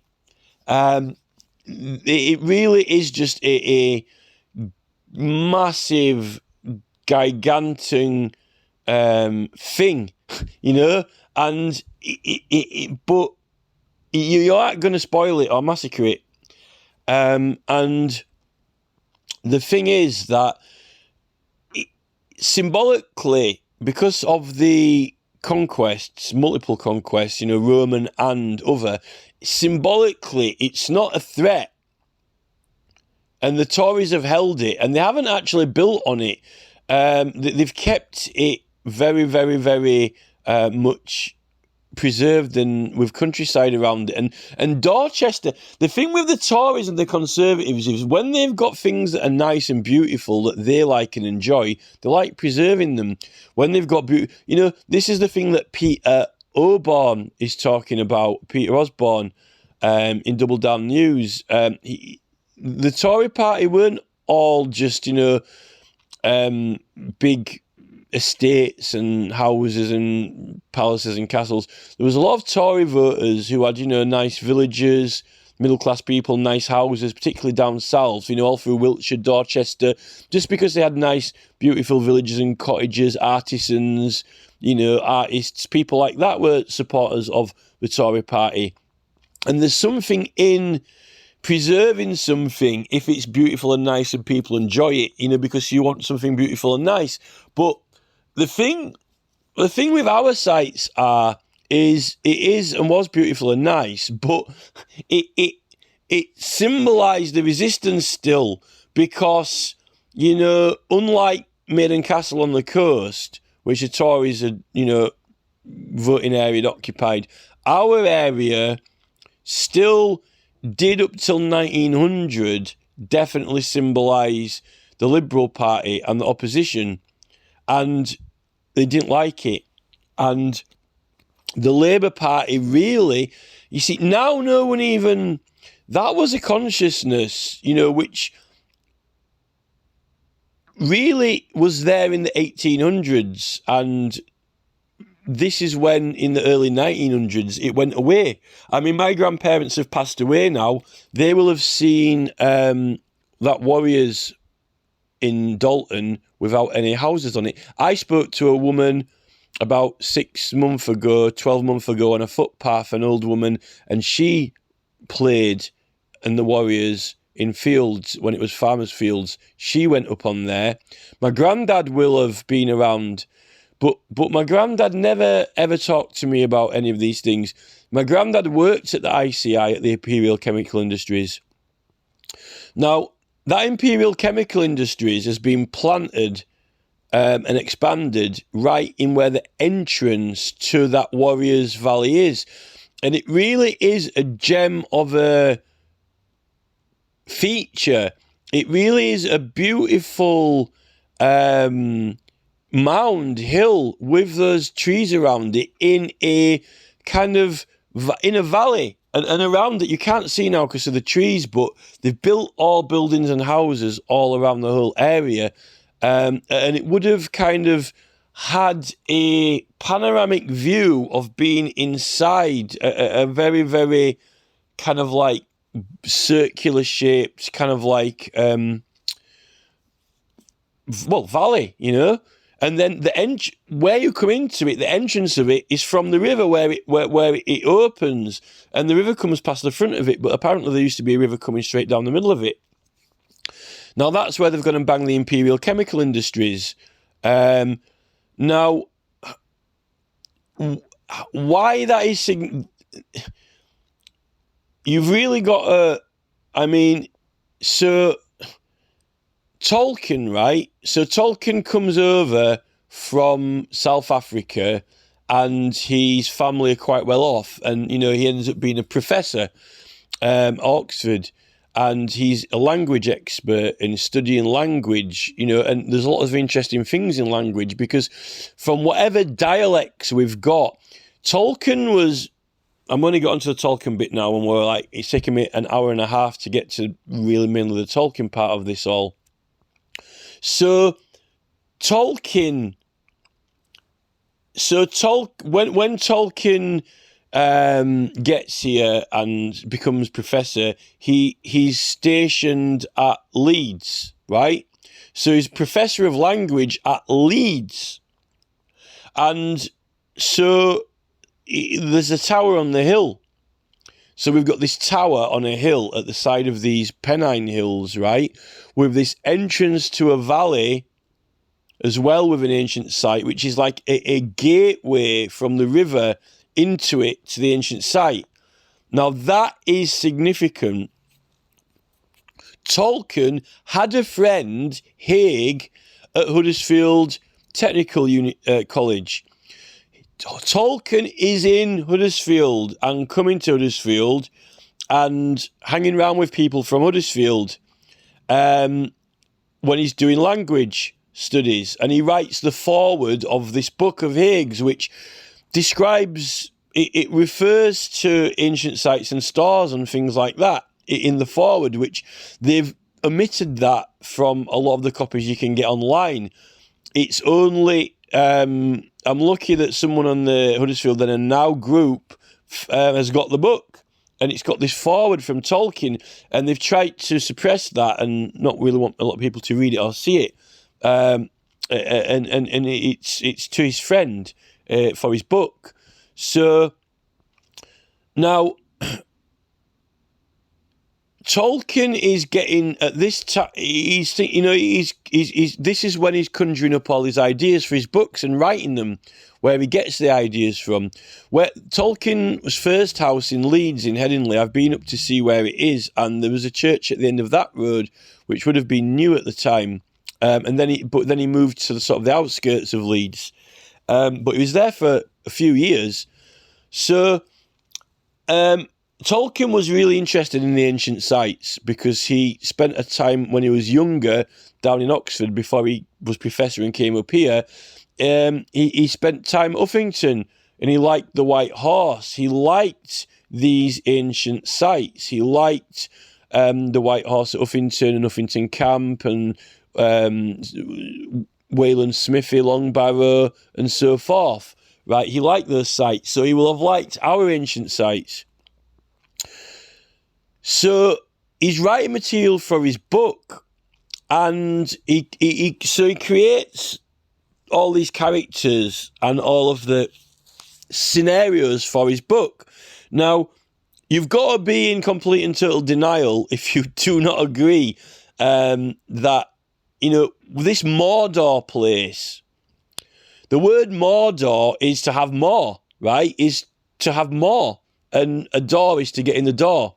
So, Mordor, so the thing with Mordor is Marsden actually on old maps is Morden.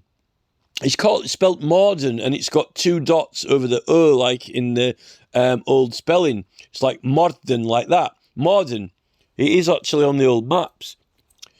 And the thing with Mordor in the book, in the fictional books, is that it's a place that's surrounded by mountains. It's enclosed, and it's got this big magical volcano where the ring is forged, and next to it's a tower.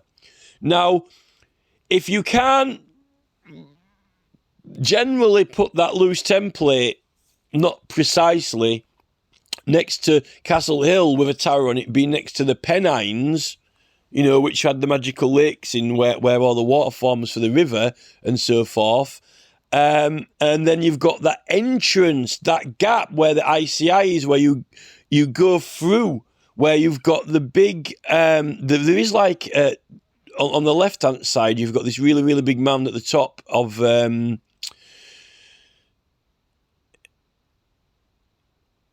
Dalton. Well, the Dalton Hill, which is, when you go up onto it, that's got some very, very flat platforms, and you can survey the whole area. It's almost like having a scout camp at the entrance to that valley from the river. I know that it's not a massive river. I know it's not the Thames. I know it's not like it ain't as wide as when you get to the Humber. I know it's not the River Thames. It's not the river.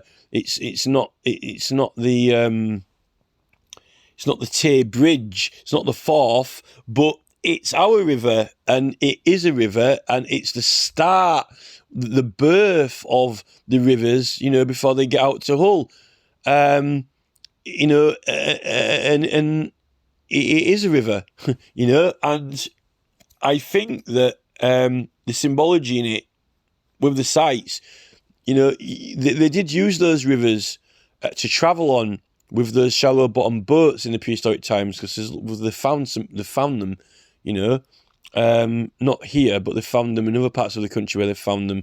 So, and the whole, they did travel on them and use the rivers, probably not backwards and forwards, only one direction, but they did use them nonetheless. So there is a fit to the motifs of that Mordor to here. Now, I know Tolkien did go up to Cumbria in the Lake District, I always felt like more of that feeling when I was driving through the middle of the hills, when you go up, Westmoreland, or when you go up Shap.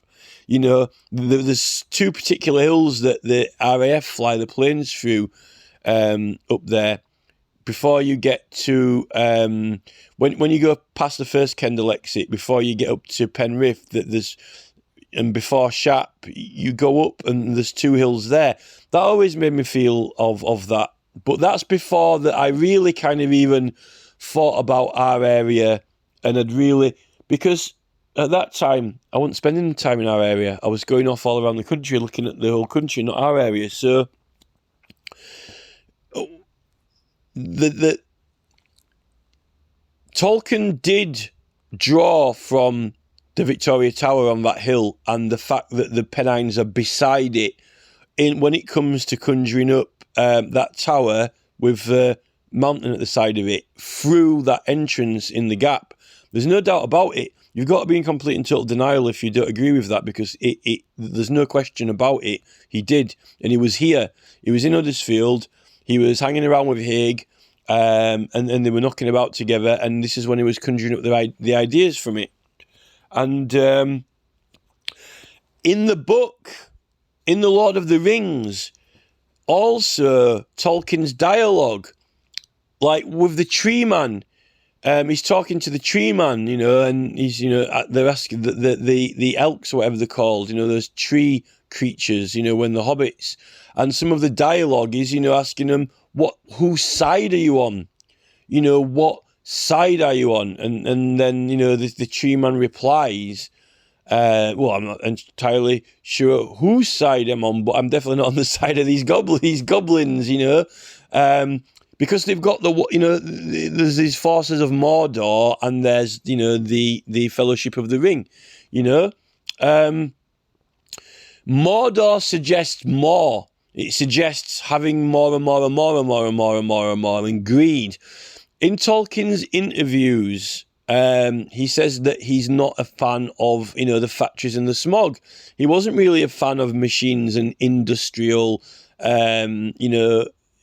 pollution. He wasn't a fan of, smog and so forth. And unfortunately, that's what happened here. There's a photograph of King George signing the signing-in book at the Imperial Chemicals Industry when it had been opened, in his military uniform. And it just is, the royals are very coy. They're very fox-like. They get their minions to do their bidding if they can make it seem like someone else's idea or suggestion, and then not get the blame. So although people in our area would have been enthusiastic about, prosperity and the suggestion that, we could make money, people want to have a career and a job and make money and be successful. That guy, that barber from Horbury, that barber from Berry Brow, not Horbury, Berry Brow, sorry, Honley, that's it. The barber from Honley, he went to Australia and came back with, loads and loads of money and bought all of Huddersfield and he bought it from the Liberal, he bought it from Ramsden, and he gave it apparently to the people. But he didn't really give it to the people because he gave it to His Majesty's Local Government Council. So he gave it over to the King. But the big sell was that I've acquired it off Ramsden and I'm giving it to the people. But he gave it to it's His Majesty's Government. He gave it to the King. He gave all of Huddersfield over to the Royals in the form of His Majesty's Local Government. And they made it sound like that they were giving it to us, the people, right? I'd like to see how that's going down now in Mirfield with Incora, when everyone opposed that industrial estate multiple times, So... it's there,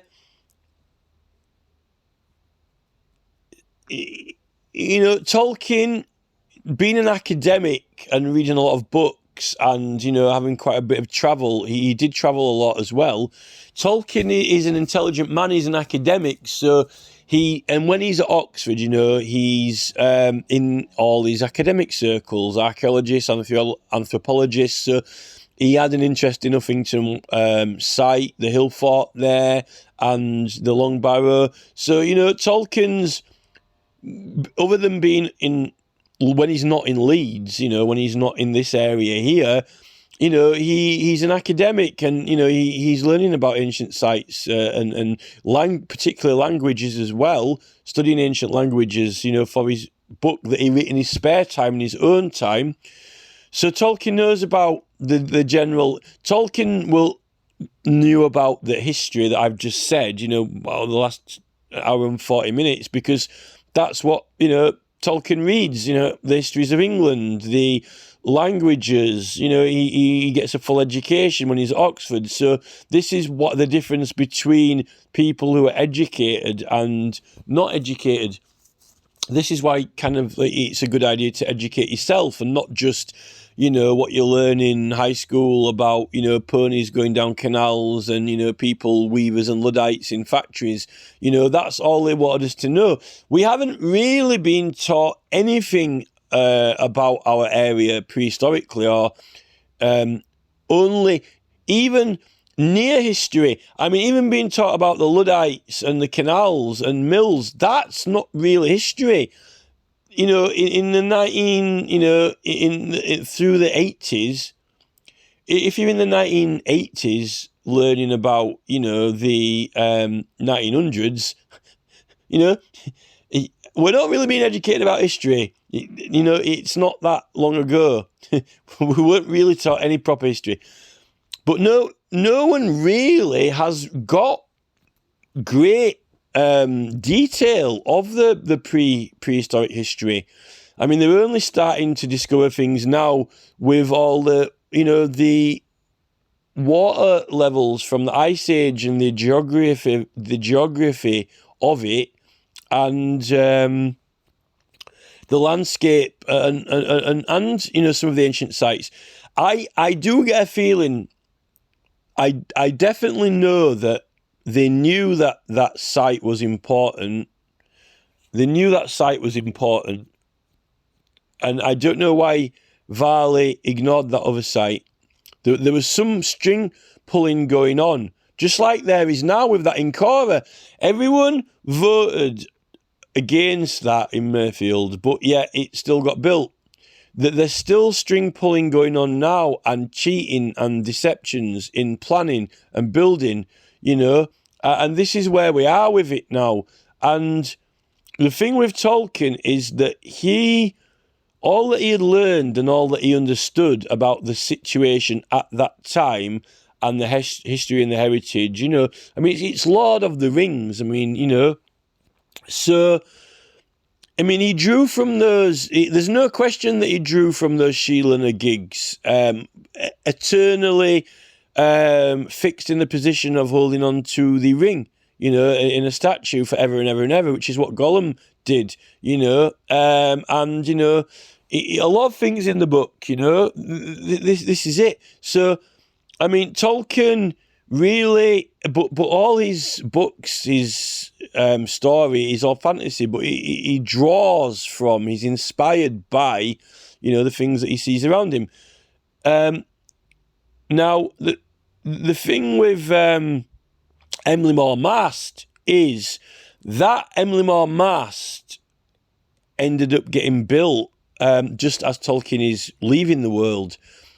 So, Tolkien, I don't think Tolkien got knighted either.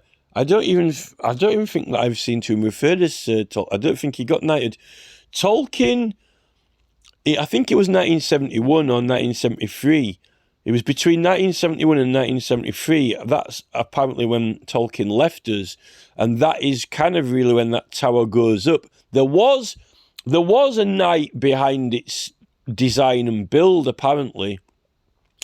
So in a way, with the Lord of the Rings book and the tower, the tower, and even whichever tower it is, whether it's Saruman's tower or whether it is, the tower in Mordor, or whether it is, whichever tower it is, it's there, and it goes there, within a very short time around when Tolkien dies. It is a coincidence that he was born in South Africa around the time that the Victoria Tower goes up, but we don't think that he liked it from what his motifs are in his book and what inspiration he's drawn, and the fact that he didn't like industry and machinery and pollution even then,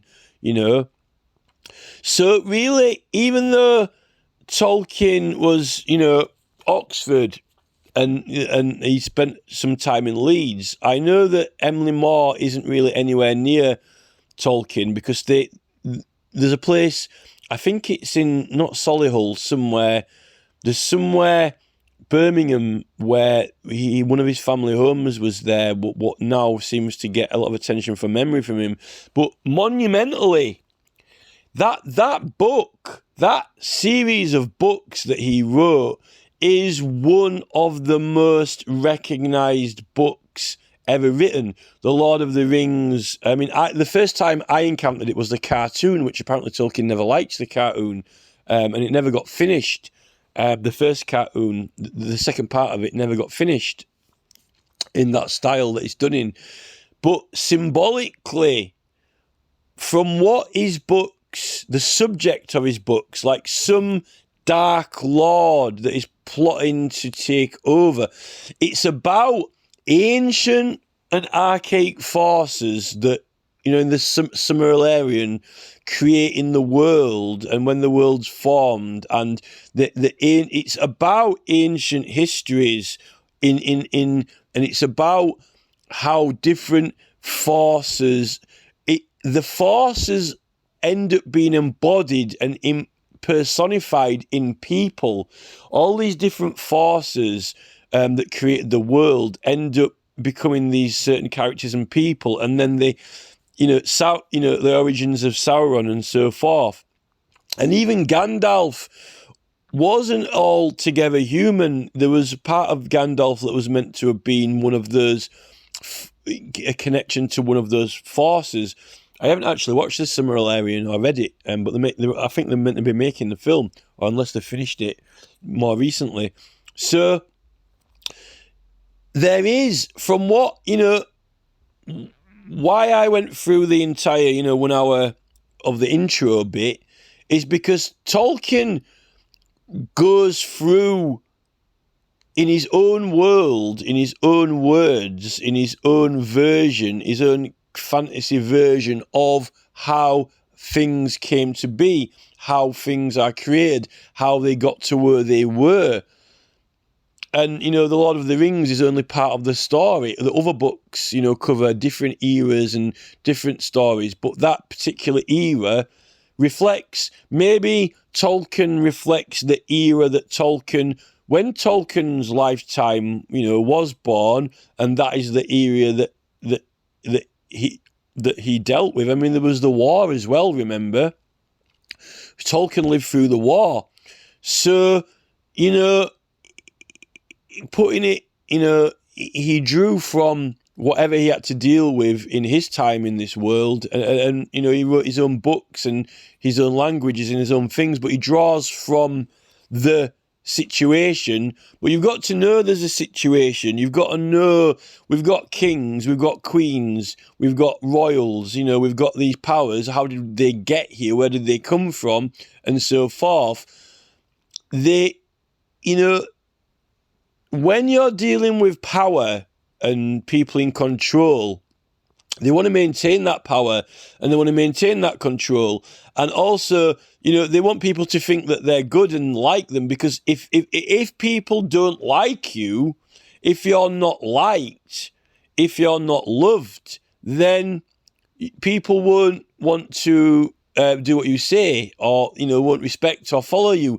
You know, you know, the subjects have got to, you know, love their rulers, or else, you know, they won't be very popular. And they definitely weren't popular through the Civil War, because we kicked them out, you know. And the Liberals were a very strong force behind that, you know, the Whigs, the Roundheads. And that's why they don't like them. You know, this is why they dug Cromwell's bones up. But, you know, so in The Lord of the Rings, the whole motifs of Sauron and Mordor and so forth is meant to be bad and evil. It's bad because it uses the circle symbol, the ring, like what we have, you know, for the ancient sites, the stone circles, and it kind of like puts like a kind of bad or not very nice a tonation to it. Tolkien comes across in the books as if he's not on anyone's side, you know, through his, you know, like dialogue of his tree men, you know, like he's not on this side or that side or the other side. But he definitely puts like rings and circles onto the side of, you know, bad. The name Tolkien, you know, it is European, isn't it? You know, it's Western European, whether it's Germanic or around that area. It's definitely not Celtic. I don't know whether he does draw on Celtic languages. He's meant to have been a language expert, but when he was stationed in Huddersfield, he was studying the language and the dialect. Now, why that's significant is because the reason is that, you know, the Romans went out of their way. They really, really went out of their way to completely erase the Druids, and nothing was written down, their knowledge. And they had very complex advanced mathematics to a very high level, thousands of years before the Greeks and Romans were writing it down, Pythagoras. They had a lot of knowledge of animals and nature passed on through songs and words and language and pictures, not writing. They knew about astronomy and the stars, but they also had a lot of knowledge about the religious sacraments and about birth and death, about psychology, a lot of knowledge about human behavior, human responses, reactions, understanding human behavior, activity, different types of peoples, you know, females' behavior, males' behavior. They had a hell of a lot of time to think about these things, to make observations and to understand it. They don't get credited for anything now, much, really. And the Romans really were on a mission to not only kill the Druids, but remove them. And we're lucky that they didn't actually, you know, conquer Ireland, and there was quite a lot of preservation in Ireland of that. this is the thing when you get the whole Northern Ireland issues and troubles, the royals didn't really want people to like that heritage and culture and history. It could be partly a Christian movement as well. The Christians never have liked the pagan religions. They've always downplayed it, rubbished it, says that it's bad or evil. It now they're accepting other religions, now they're like, oh no, Hindus, Muslims, Buddhists, everyone's welcome, come work at McDonald's, wear your burqa or whatever. But, it seems to be that even those people are forgetting their religions now. Rishi Sunak, all these people, modern, British people who are from other cultures now seem to be forgetting their religions and their heritages. We all seem to be being taken over by these new corporate motifs, corporate agendas, corporate art, corporate behaviour, corporate policy, even now taking over the law on platforms, and if there ever was a Lord of the Rings, then it would be BlackRock Vanguard, who have, completely and totally bought up all the stock market and are owning and directing a lot of these businesses and companies, So Tolkien's part in it is, he comes across in the books through the dialogue that he writes that, he's not on any particular side. But he defines, rings and dark forces and, old ancient powers and knowledge and so forth. At the time, really, when the imperial chemical industry was implanted and expanded, and 1954, it's no coincidence. I don't think that people in Huddersfield understand or think about the significance of Queen Elizabeth and getting coronation when is so perfectly timed with that other ancient site that Warriors Mound getting built on top of. After her, Queen Victoria had the tower put on the other place.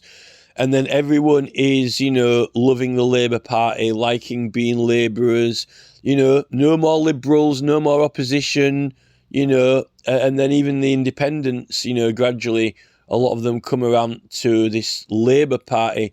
And Coronation Street is so critically important in all that. The theme tune, the working class theme tune, the brass band, the fact that it's about working class people, but it's called Coronation Street, it's celebrating the coronation. That is all tied in together. It's all our area's history, and it is a conversion, I think, intended conversion from liberalism over to, being Labour.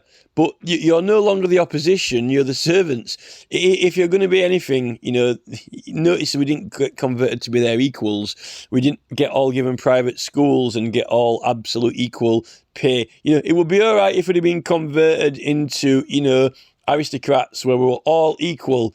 Now you can all be, rich and famous. But no, you'll be the labourers this time.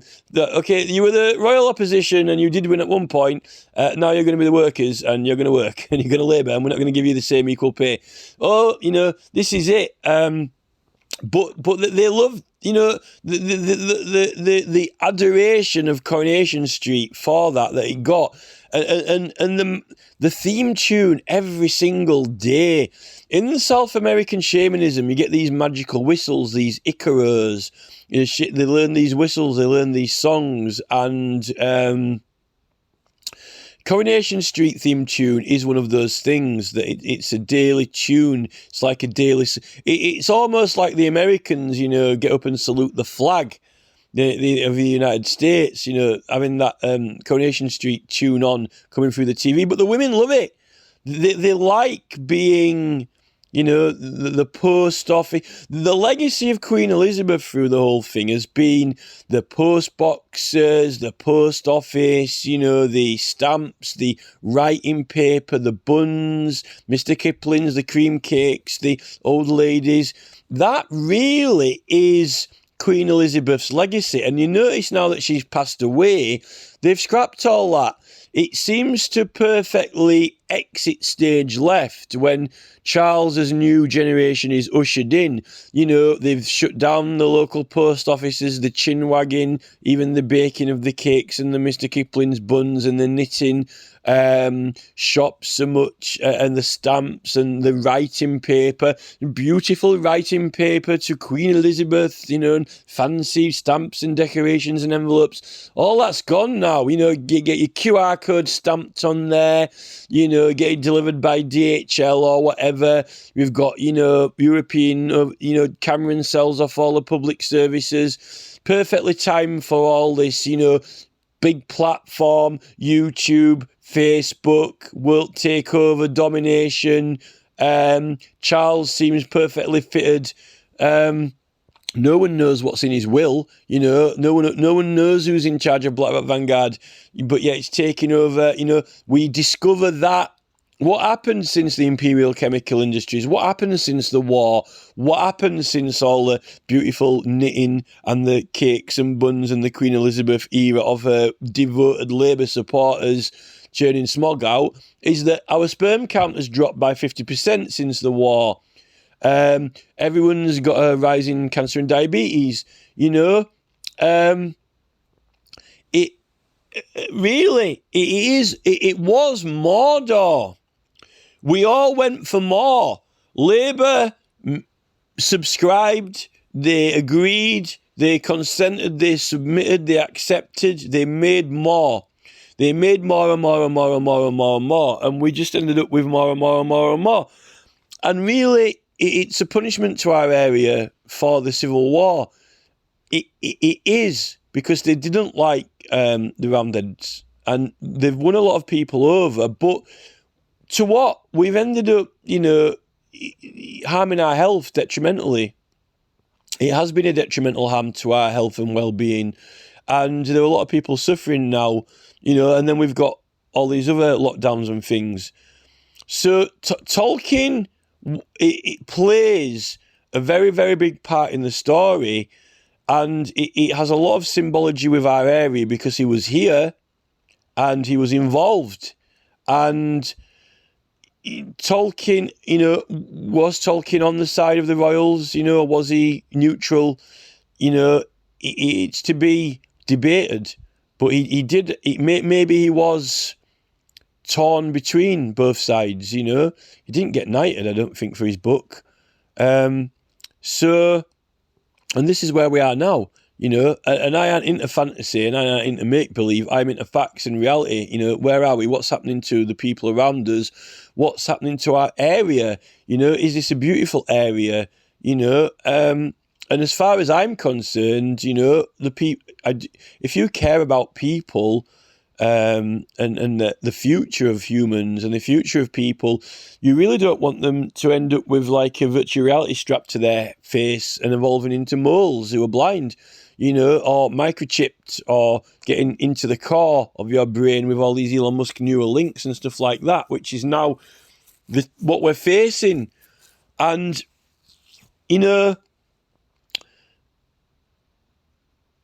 John Cotton, there was some trees. There was a beautiful preserved protected area by the Three Nuns at Mirfield, with a beautiful wall and a gate round and some beautiful trees and grass. And it was made by Yorkshire Water because of the sewage works, a nice little beautiful thing, to try and make it nicer. And that was protected. All the trees around it were protected. And the gypsies, I don't know if the gypsies, I'd only seen the gypsies there about 3 or 4 times in my whole life. But John Cotton's really didn't like those gypsies. And I don't know whether those gypsies went there of their own accord. I can guarantee that in my whole life, and I used to drive past that junction every day, I've only seen the gypsies there at the most 3 times. It's not like they were there like, 10, 20, 30 times. I've only seen them there about 3 times. Now, I don't know whether they went there of their own volition or someone, led them there with a carrot on a stick. But John Cottons really didn't like it. But John Cottons ended up buying that land at the Three Nuns from Yorkshire Water. And that little beautiful bit of trees with the grass was supposed to be protected. And I've got the planning thing for it. It defines an area. And what they did is they lied and ignored some of the trees and cut them down so he could tarmac into it when the whole thing was protected. And it's done now. It's done. It's done. It's gone. It's almost like that sycamore tree on Hadrian's Wall that's been cut down when someone, ended up getting that teenager to go do it. We don't know who, maybe we'll never know who suggested the idea to him, through the ether or through messengers or whatever, if the police even went into that line of inquiry. But someone did, and he cut it down. And really, that little beauty, for our area, through my whole life, that roundabout and that Three Nuns, the little dumb steeple and that bit of grass was Mirfield. It was like, hello, you're home. And even coming in from the Hare and Hounds, if you're coming from the other side, past that beautiful old barn by the Hare and Hounds, that got demolished and knocked down. And that really was a beautiful thing that symbolised to me, look, you're home, you're back in the valley, in the Vale in Yorkshire. Maybe Castle Hill should symbol that. But that's the thing, and, well, Castle Hill does. But in my generation, what I thought was beautiful, all those things have been taken down and demolished now in Mirfield and around Mirfield, and it's really upsetting. I do like the stocks in Mirfield, the village stocks. I've always liked the village stocks in the tree there and the old remains of the church. And I always felt, with that Motte and Bailey, with that mound, I climbed up it once, and it's so difficult to climb. It's very, very, very, very steep. I always had this really, really magical feeling about that mound and that village stocks, like a very ancient, Arthurian feeling of that part of the village. And to get Darren Smith Builders went and banged up a load of houses for the council and got himself an award out of it, opposite it, when it's meant to be like, an ancient site. But I didn't, it always made me remind of, like in the Disney Sword in the Stone, when there's that kind of little bit in the village with like the little old rickety fence around it with the old anvil or something and a tree or something, and there's a sword in it that he pulls out of it, like in the village. I used to get that kind of motif or that feeling from Mirfield, from those village stocks and from that old mound, just because it was very, very old and ancient. But it actually isn't that old and ancient, only since 1066, 1100, because now when I know the truth and when I know the history and when I know what happened, really that little mound, that remains of the Motte and Bailey Castle and the village stocks really symbolise being conquered and taken over, has been conquered, and the village stocks symbolise, being locked up, for misdemeanours. The weird thing about the village stocks is that the design of most village stocks, they have like 2 posts at either side, usually it's stone, and then they have like a long piece in between, usually wood, with circles cut out of it. And we've done this in other groups. The village stocks, the village stocks, the design of them with the holes that go across from one side to another, from one, you've got the big stone on one side, then the holes cut in the wood going across to the other side. That matches perfectly with the recumbent stone circles in Scotland. You've got the 2 stones with the moon going over the top. And it was meant to be, the Druids, who evolved in the justice system from those ancient orders, at least, pre-Roman conquest. there's some irony in the village stocks and justice, the law and justice, with the fact, of the moon crossing over the top of the stone, the fact that the circle's cut in it where you either put your head or your hands through, almost some kind of funny reference, or maybe joke reference at the church. Maybe it's to try and remember or memorize. But, the raking of the moon, in the canal, following the moon, raking the moon, there's something in that to travel in the country on these old ancient routes and to watch these different observations, lunar observations and so forth, which we definitely were doing, traveling to do these things for certain times of the year. So Tolkien, there's the shape and form of our area and valleys. Tolkien has included it in his books, and I think that a lot of the Mordor motif was based on it. And the fact that, compared to Uffington or somewhere, where he played his childhood in the countryside, which, was, a very beautiful rural place. And, Leeds, even when Tolkien was there, had already become quite industrialised. The university in Leeds, the whole area in here as well, even before we'd had that other ancient site built on. And it's really upsetting now because what the situation we've been put in, the position we've been put in isn't really a very good one, because you've got loads of people living there, living around it. That's their home. That's where they live, even living on there, I'm not saying that the imperial chemical industries is a good thing, because, Claire Walters has been campaigning against it. Claire Walters from this group has been campaigning against it because it's been knocking out that toxic paraquat chemical. And a lot of people work there. My granddad worked there and he was proud of working there. He got a pension from there, But, if I could go back in time and speak to my granddad now about it, I don't think that he would be able to accept all this and get his head around it, because that's where he spent most of his life working, And I don't think my granddad was interested in ancient sites. He lived through the war. The war was a big distraction for everyone, I really don't think they want us learning about our history. I really don't think they want us being educated. And now what we're finding, what's actually happening now as we speak, is a lot of people putting two and two together, working out what's been happening, what has happened, and as general situation with his health, all the diabetes and cancer increase and the sperm count drop.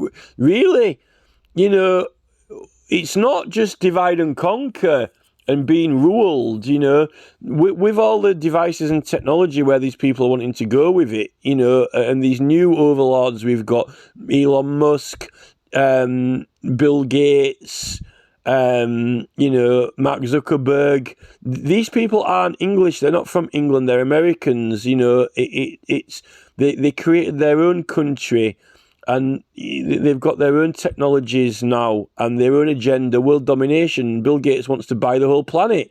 They've been trying to buy everyone's houses. They want to own everything. If you want to own everything, then, the thing about ownership is people who own things get to make decisions about it. And they've been giving us all these buttons to happily enjoy blocking each other, rather than, discussing things, understanding, learning, educating each other, talking about things. The thing with love is that the more and more love and sharing you have, the less and less you have money as a priority and buying. You do things voluntarily or for free. You don't have commanders and ranks and policies and, charges. You have love and sharing and cooperation and agreement. And that is one thing that these people do not really like, the people owning the big corporate entities and the government. And the government really have been championing these groups, these entities, these businesses, and then they are all about profits. I mean, look at Rishi Sunak; he's all about money and profit. So, you know, I mean, Tolkien's family ended up making a hell of a lot of money out of his legacy, really. But he claimed he wasn't a fan of industry and pollution and smog himself. He was just, you know, an academic who was very intelligent. He had a lot of very good language skills, a very, very amazing imagination, and he has created one of the most amazing books, stories ever. But then you've got Jeff Bezos making money out of him. Even Jeff Bezos is making money out of, you know, the new movies and the new TV series and the new. It's all about profit, profit, profit. You know, with these people, endless profits and monies and entertainment. The thing is, while you're being entertained and distracted, you know, all these things are happening, and our general health of the population and strength hasn't prospered. In fact, we've ended up, you know, weakening ourselves, really. So, you know, how that ties into the save the trees is, well, you know, if we continue on the path that we're on in this area, we won't have any trees because the councils are already taking a lot of trees out. We've already had insult to injury. People aren't going to be on our side. We're going to be like a minority group because, you know, everything that's been destroyed and ruined, you know, is people now occupy that space and they've got their own opinions, their own will, their own, you know, lives, and you know, it's not a happy situation to be in if people, you know, if people are in each other's way. But saying that, you know, the way the government's going in America, they're trying to buy everyone's houses and they're trying to own everyone's things, you know, and have policies imposed, not laws, which you don't even vote for, policies in big corporate organisations that are buying up all those public services. So, what either way, you know, if we don't come together as people, regardless of our differences, I think we're going to be screwed. And I know that this group is a group that advocates looking after, you know, the trees and the environment and so forth and nature. So that's what I've got to say on it. And that's like 2 hours and 16 minutes, which you might not have wanted to listen to. I don't know if anyone wants to listen to it, but that is the update. That is where that's where I am with it. Everyone is like, you know, some people are in different places with it. They're in like the cinema, you know, as long as they're in the supermarket and in a shopping basket and in Lidl and then in KFC and then in the cinema, they're all right. That's where they are with it. That's where they are with the world. And then switch on Philip Schofield or Jeremy Vine on the TV, and the next thing, what's, you know, that's where some people are with it. Where I am with it at the moment is that, you know, Robert F. K. Jr. is running for president of the United States of America, and he's an environmentalist, and he's on the ball with this. And, you know, they're vehemently trying to stop him becoming president at all costs. And if he becomes president, he will have a lot of influence around the world, the whole planet, really. The president of America's got quite a lot of influence. You know, I mean, here in England, you know, the Green Party isn't really very popular. It's not a popular party. It's a minority party. Even the Liberal Democrats, you know, Ed Davey, he you know, I still don't know what Ed Davey's about. I don't get him. You know, he's on the Privy Council with the King. He's kind of like pro all these woke causes, like, you know, gender bending and stuff like that.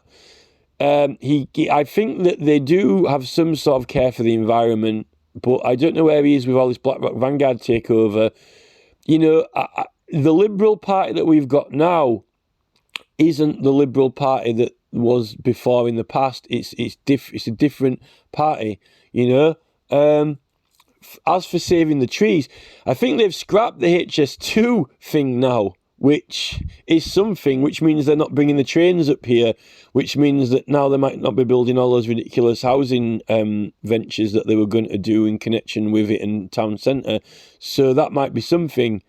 I really am really annoyed with that Incora place in Mirfield, that industrial estate, when people were vehemently opposed to it. I really don't know how the council did that to us. It was a beautiful place driving on Leeds Road in Mirfield, you know, when you come off the motorway and come around the little roundabout and then you go either right into Huddersfield or left into Mirfield. There was something there, like this is a place, even with like the legend of Robin Hood and so forth, even though they'd forgotten, you know, the ancient site at Huddersfield and you know, so forth. Even the fact that, you know, I'm not the greatest fan of, you know, being conquered, like that little place in Mirfield, at least it was a little bit of history. It's like a little village stocks with a mound, and, you know, but as we're progressing now, the value system is completely in chaos, because we've got like Darren Smith Builder, who really, you know, he's some sort of housing artist where he just wants to build the latest houses no matter where, as long as he's got a permanent income coming in forever, which basically means that he's never going to stop building, you know.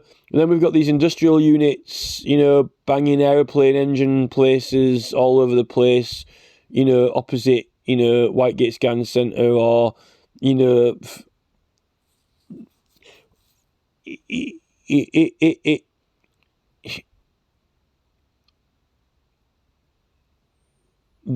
know,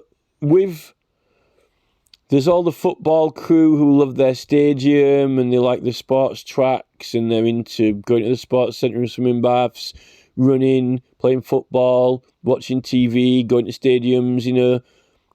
They've got, you know, they've had the cinema built, they've had all these KFCs, B&Q units, all those units, all given permission. You know, when a lot of these food places now have been found to have been actually weakening us all, but they've kind of like been sold on it from the advertisements, all the Reebok promotion, logos, Nike, you know, they're walking adverts for this commercial takeover. They're warriors in a way, like you've got the eco warriors, you've got like the corporate warriors, you know, the Umbro tracksuit, the uniform of the, you know, profitable companies. They've bought out sport, they've bought out the kids, they're buying the drinks, the pop from the supermarket. It's all a franchise, you know. What is the alternative? Well, people don't really want to explore any alternative because we're not being allowed to have one or entertain it, because they've bought up everything and now having pretty much control of everything, that we're not really permitted to have an alternative unless it's one that they suggest that their AI comes up with, or their team comes up with, or their side comes up with. And in West Yorkshire, you know, I just don't think that we've got a side, because the majority of people have been Labour all the way through, and now it's Starmer. It's kind of like, you know, we've had a new implant. We've been implanted with a new paradigm, and you know, there are some people, like people in this group, who are kind of like, you know, more Green Party, countryside, trees, nature, health.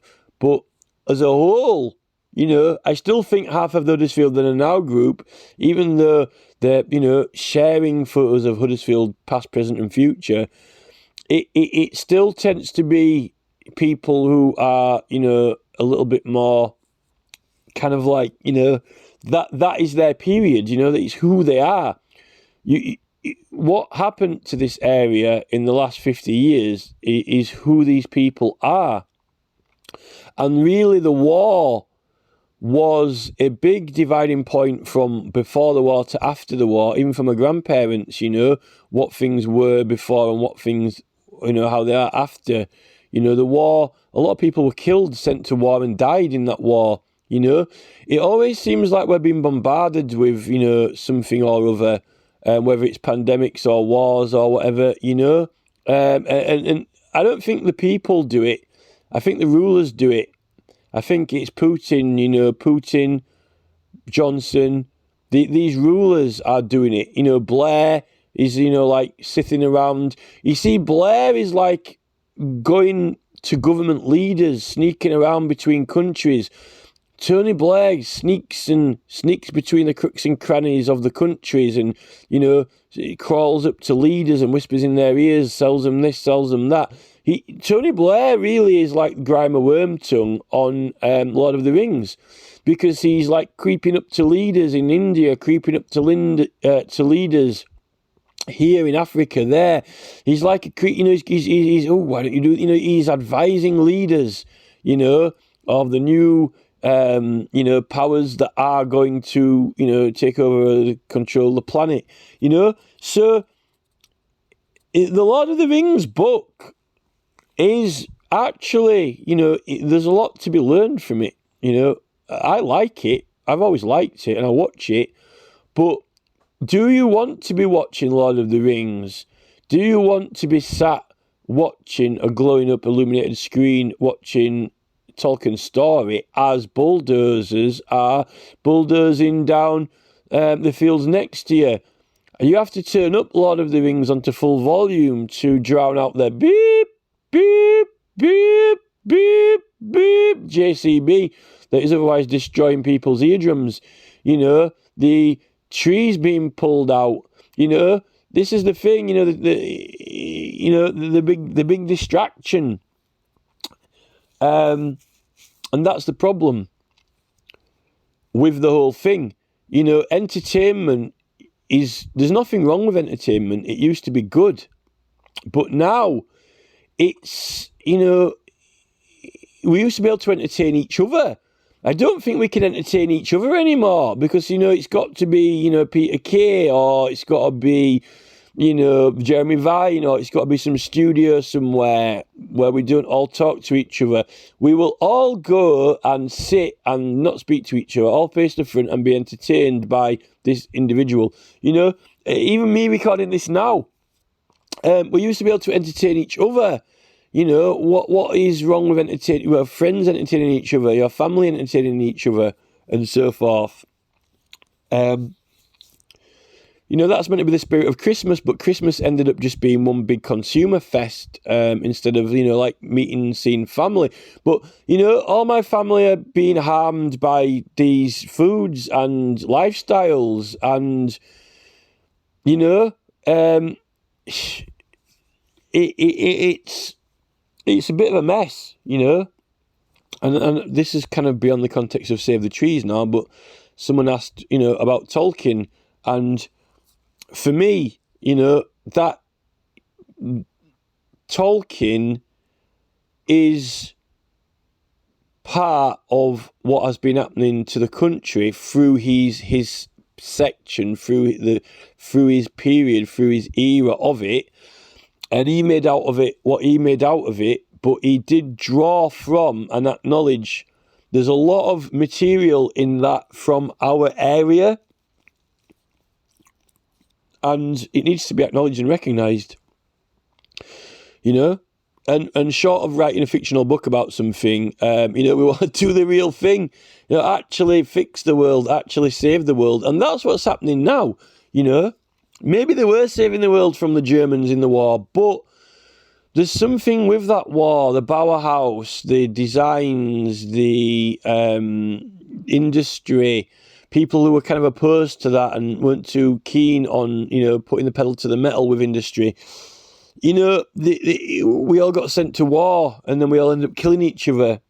It's these ruling forces always seem to find some excuse or some reason, whether it's Ukraine or whatever. They always seem to find some excuse to throw half of us into a battle or conflict, or throw half of us into a war, you know, usually, and we don't profit out of it, you know.